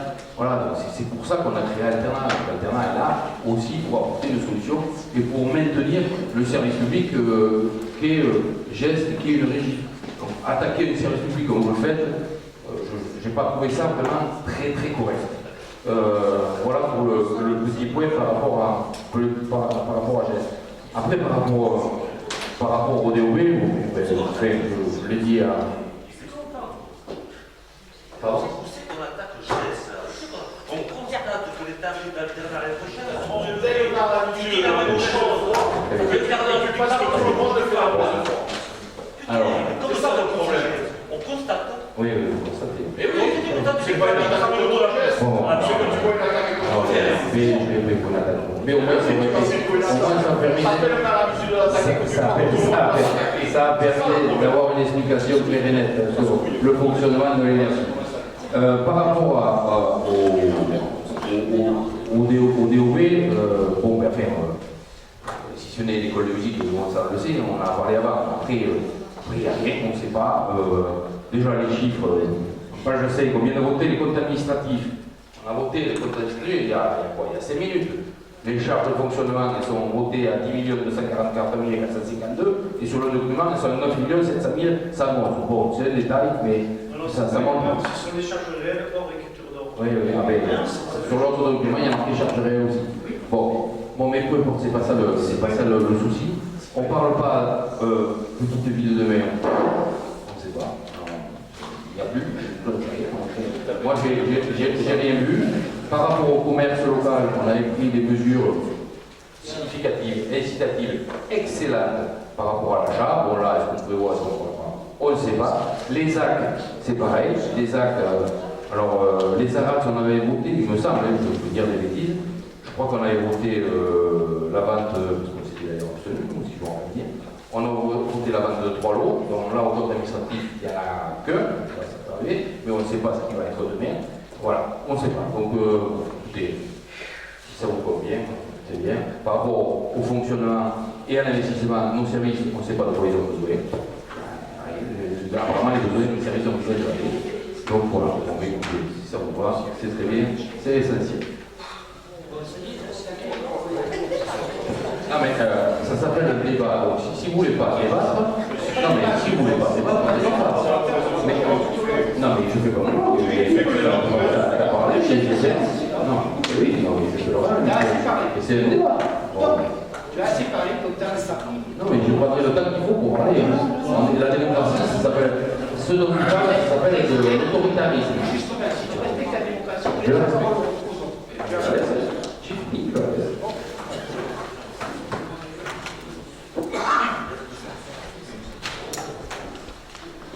Alors, je vois Xavier que les années passent, mais je ne change pas, il n'est pas capable d'évoluer. Je le regrette même pour les satureurs et les saturés. Parce que quand tu te permets de regarder et de critiquer, alors certes, on n'a pas fait des tableaux dans tous les sens, parce que ça ne sert à rien. Un débat des orientations budgétaires. Il y a un règlement. Il y a un mais ça va terminer quand même. Je t'ai écouté avec patience sans t'interrompre, même si j'en avais fortement envie. Bon, néanmoins, c'est l'article 107. Je vais le retrouver exactement. Je ne sais pas, bref. C'est l'article 107 de la norme qui te dit ce que tu dois y avoir et ce que tu ne dois pas avoir sur le débat des orientations budgétaires. Ça te plaît, ça ne te plaît pas, c'est pas grave. Maintenant, quand à l'attaque de geste, il n'y a pas d'attaque de geste, contrairement à ce que tu peux penser, mais si tu te sens attaqué, c'est que quelque part, tu te sens plus pas trop transparent par rapport à certaines choses. Moi, si je ne suis pas en faute et que je ne me sens pas attaqué, je ne vais pas réagir comme on est en train de réagir. Aujourd'hui, il y a un constat qui est fait. Le constat, il est clair sur un coup. Effectivement, on aura l'électricité, et je l'ai précisé tout à l'heure, c'est les ELP. Et les ELP, effectivement, quand on interroge, que ce soit Engie, que ce soit Total Energy, que ce soit d'autres, pourquoi ils ne répondent pas sur les marchés ELP, Je pense que ça doit être un peu trop petit pour eux. Et moi, je vais te faire une... Et Bordeaux, c'est trop petit, Bordeaux. Ils ont bien répondu à Et Bordeaux. peut-être qu'ils ne répondent pas, mais peut-être, écoute un peu ce que je dis, ne t'écoute pas qu'à toi. Peut-être qu'ici le marché est trop petit, qu'ils ne veulent pas y répondre. J'en sais rien, sauf qu'en attendant, il y a effectivement un appel d'offres qui est répondu, il n'y a que qui répond. C'est ce que j'ai dit tout à l'heure dans ma présentation. Et celui qui répond, c'est Alternat. Je suis peut-être navré peut-être de te vexer, mais ce n'était pas le but. Moi, le but aujourd'hui, il est de dire qu'à Sorato, quoi qu'il en soit, et quel que soit le fournisseur, on va payer l'électricité beaucoup plus cher qu'ailleurs, puisqu'ailleurs on va être par 2,5 et ailleurs par 3,5 pour faire 7.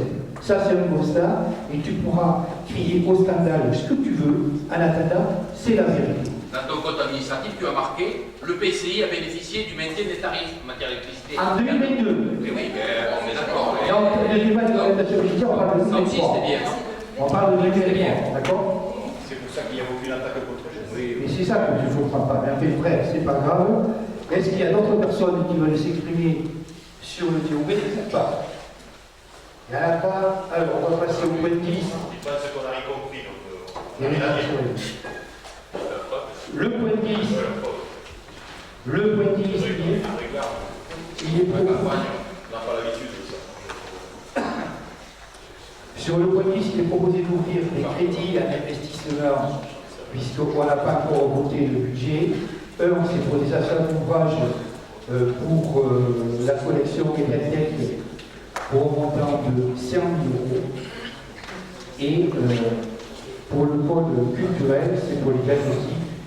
Et les maîtrises d'œuvre dont l'architecte dont on a parlé tout à l'heure, au montant de 115 000 € avant le vote du budget, il ne prend pas les 115 000 € de dépenser, l'ouverture du crédit. Il y a des oppositions en matière de crédit, pas d'abstention, merci. Le point 11.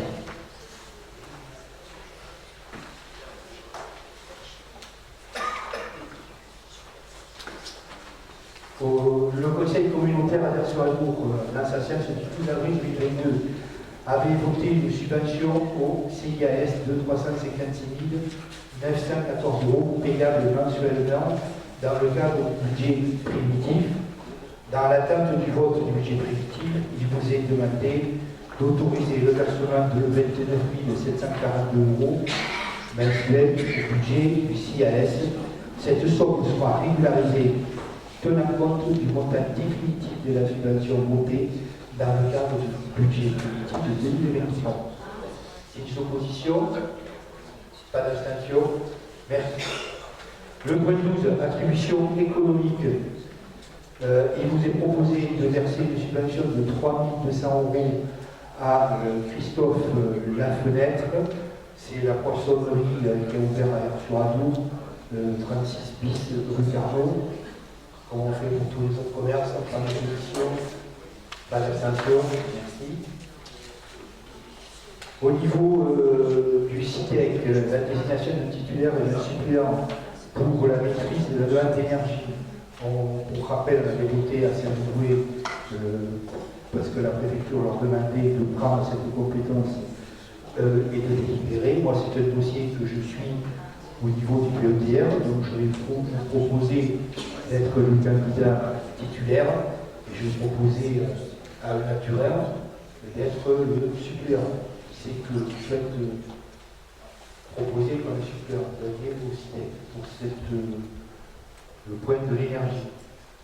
Oui, mais que nous, à la ville, on n'a pas adhéré au système. Oui, mais là, c'est pour la politique commune. Tu veux pas, mais je vais prendre, vous pourrez le faire pour les lumières. Je vous propose de petit peu bref que j'ai parti. Il n'y a pas.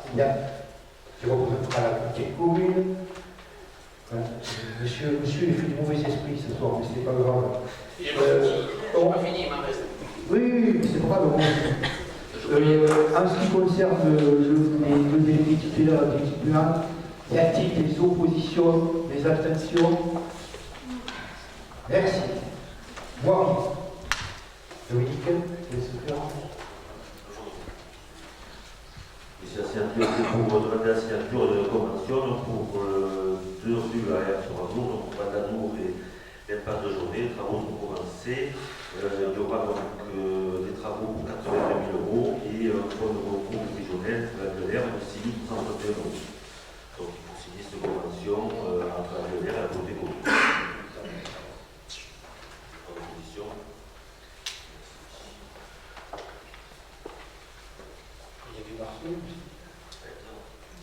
Après, alors c'est après le point de vue. D'accord, donc dans le même style, on a donc des fonds de concours à l'unité pour lotissement de la barre, c'est pas d'abord. C'est la barre à Barcelone, chemin de Baptiste Saint-Agné et la rue du Levant qui a été faite dans le dernier sur Air-sur-Adour. Les montants, vous les avez à l'arrière. Voilà, donc ça fait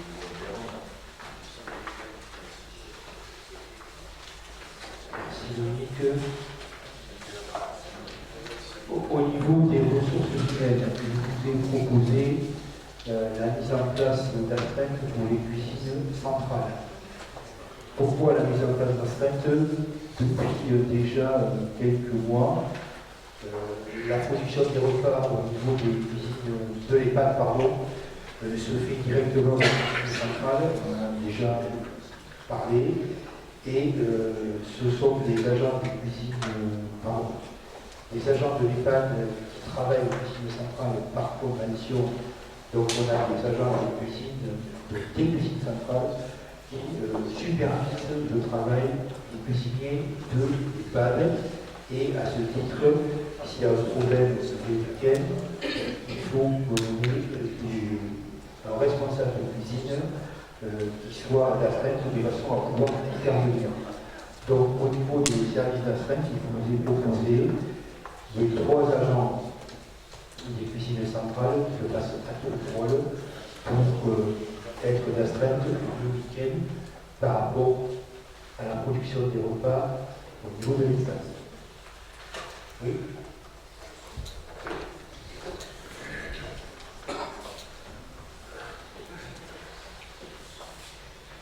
Merci. Oui, par rapport à cette mise en place de la retraite, plusieurs points qui nous interpellent, bien évidemment, c'est que déjà, quand on met un service à la retraite, on le met pour tout le monde, pas que pour les chefs. Déjà, il me semble que c'est normal. En plus, quand on voit les missions pour le responsable, donc qu'est-ce qu'il est à la retraite pour pouvoir faire modifier le planning en cas d'absence. Et il me semble que c'est le rôle du chef, du responsable, de pallier ou de faire en sorte que, quand on est responsable, on a forcément une grille de rémunération, on a un régime indemnitaire plus important que l'agent de base, et c'est pas péjoratif quand je dis ça. Donc, bien évidemment, on a des avantages qui sont financiers, on a aussi des inconvénients, c'est la gestion. Donc, si l'alarme sonne, peut-être que c'est au responsable à voir, à le faire naturellement. Mais si on doit mettre des astreintes, on les met à tout le monde. Et pas que juste au responsable et à ses 2 adjoints. Donc sinon, c'est, je sais pas, c'est la prime déguisée, vous l'appelez comme vous voulez. Moi, les astreintes, c'est pour tout le monde. Et c'est d'ailleurs souvent, on le met aux agents de base que aux autres. Comme on le voit à la télé sur l'eau, quand ils sont présents, il n'y a pas d'astreinte qui est mise en place, mais ils répondent toujours présents. Bon, on travaille dessus, je ne vous le cache pas, parce que c'est pas normal aussi. Mais voilà, quand je lis modification des plannings en cas d'absence imprévue, c'est le rôle du chef, c'est son rôle. Il a un régime indemnitaire où ça me rappelle un peu, c'était pas toi Philippe, on avait eu une discussion assez, puisque ça c'était au CIAS, à l'époque, on avait voté une astreinte, je pense que c'était une astreinte, au directeur de l'EHPAD, parce qu'il fallait qu'il réponde au téléphone le week-end. Bon, franchement, c'est le rôle du responsable. Donc, il n'y a pas les astreintes, c'est tout le monde ou personne, mais pas juste 2 personnes.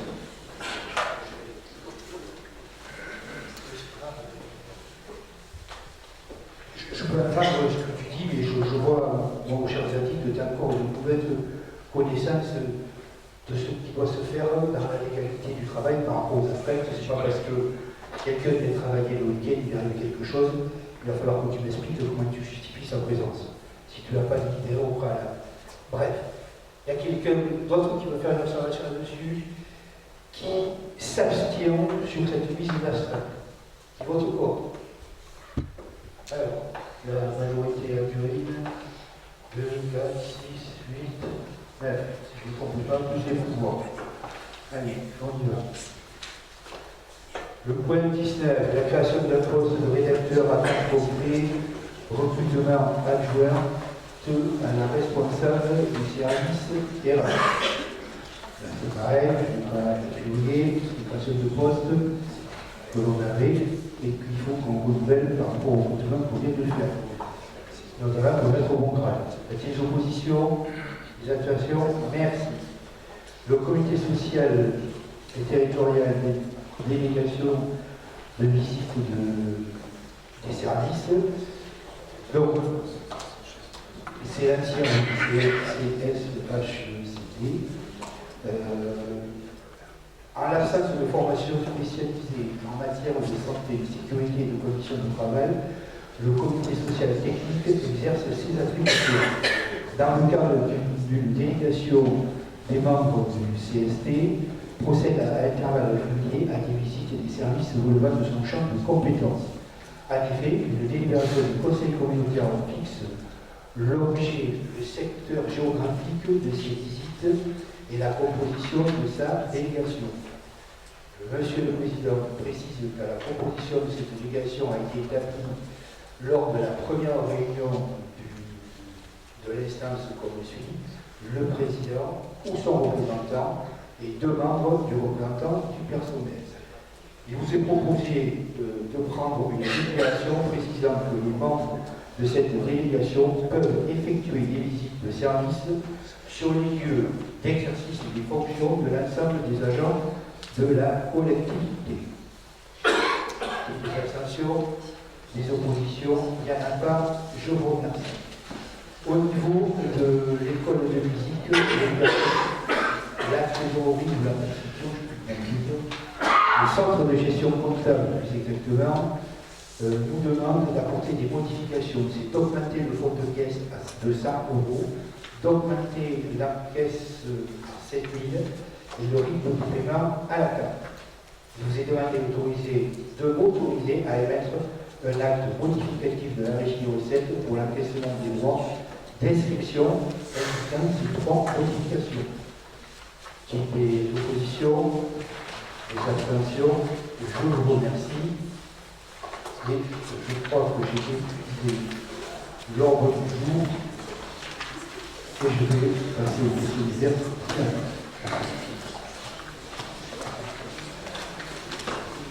S'il n'y en a pas, je vous remercie, monsieur. Oui, pardon. La question peut-être, je voulais juste vous faire un point très bref et rapide sur la situation de la cité scolaire Gaston Crans sur l'eau. J'ai envoyé pour les maires de la communauté de communes une information pour vous sensibiliser, vous prévenir qu'une action aurait lieu demain sur le pont sur l'eau. Juste pour les autres conseillers communautaires, vous rappelez que pour la rentrée 2023, il y a eu une suppression d'horaires d'enseignement sur la cité Gaston Crans, ce qui entraîne bien sûr des suppressions de postes d'enseignants, qui entraîne de fait des suppressions de classes. Nous sommes actuellement sur une prévision de 3 suppressions de classes, une classe de 3e, une classe de seconde, une classe de première. Donc les enseignants se sont mobilisés depuis quelques semaines, voire quelques mois, les élus également, puisque notre député, notre sénatrice ont été très actifs sur le sujet, nous également, le président de la communauté de communes et d'autres vice-présidents. Donc nous avons réussi à gagner quelques heures d'enseignement supplémentaires, donc les postes ont été sauvés, mais il est toujours question à l'heure actuelle donc, de la suppression des 3 classes. Donc le combat doit continuer, la mobilisation doit continuer pour sauver le plus de classes possible. Pour rappel, sur 3 suppressions de classes à la rentrée 2023, ça en on va dire que si on supprime une première, que ce sera une terminale l'année d'après qui sera supprimée, et ainsi de suite. Donc voilà, l'intersyndicale des enseignants du lycée Gaston Camp appelle une mobilisation demain à midi au niveau du pont même. Elle est bien sûr soutenue par les deux fédérations de parents d'élèves. Donc, écoutez, vous avez dans la mesure de vos disponibilités à vous joindre à cette mobilisation pour montrer que nous sommes derrière, que nous veillons à ce que nos élèves puissent avoir les meilleures conditions d'enseignement possible. Juste pour rajouter par rapport à ce que tu viens de dire, nous avions aussi une suppression de classes prévues normalement à Barcelone du Gers au niveau de l'élémentaire et de la maternelle, et plus particulièrement de l'élémentaire.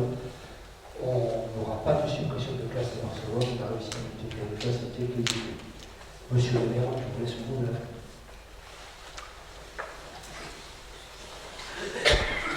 Bon, mais je vous remercie pour cette réunion et je vous propose de vous lever et de venir vers la direction du bar pour faire le verre de la cité.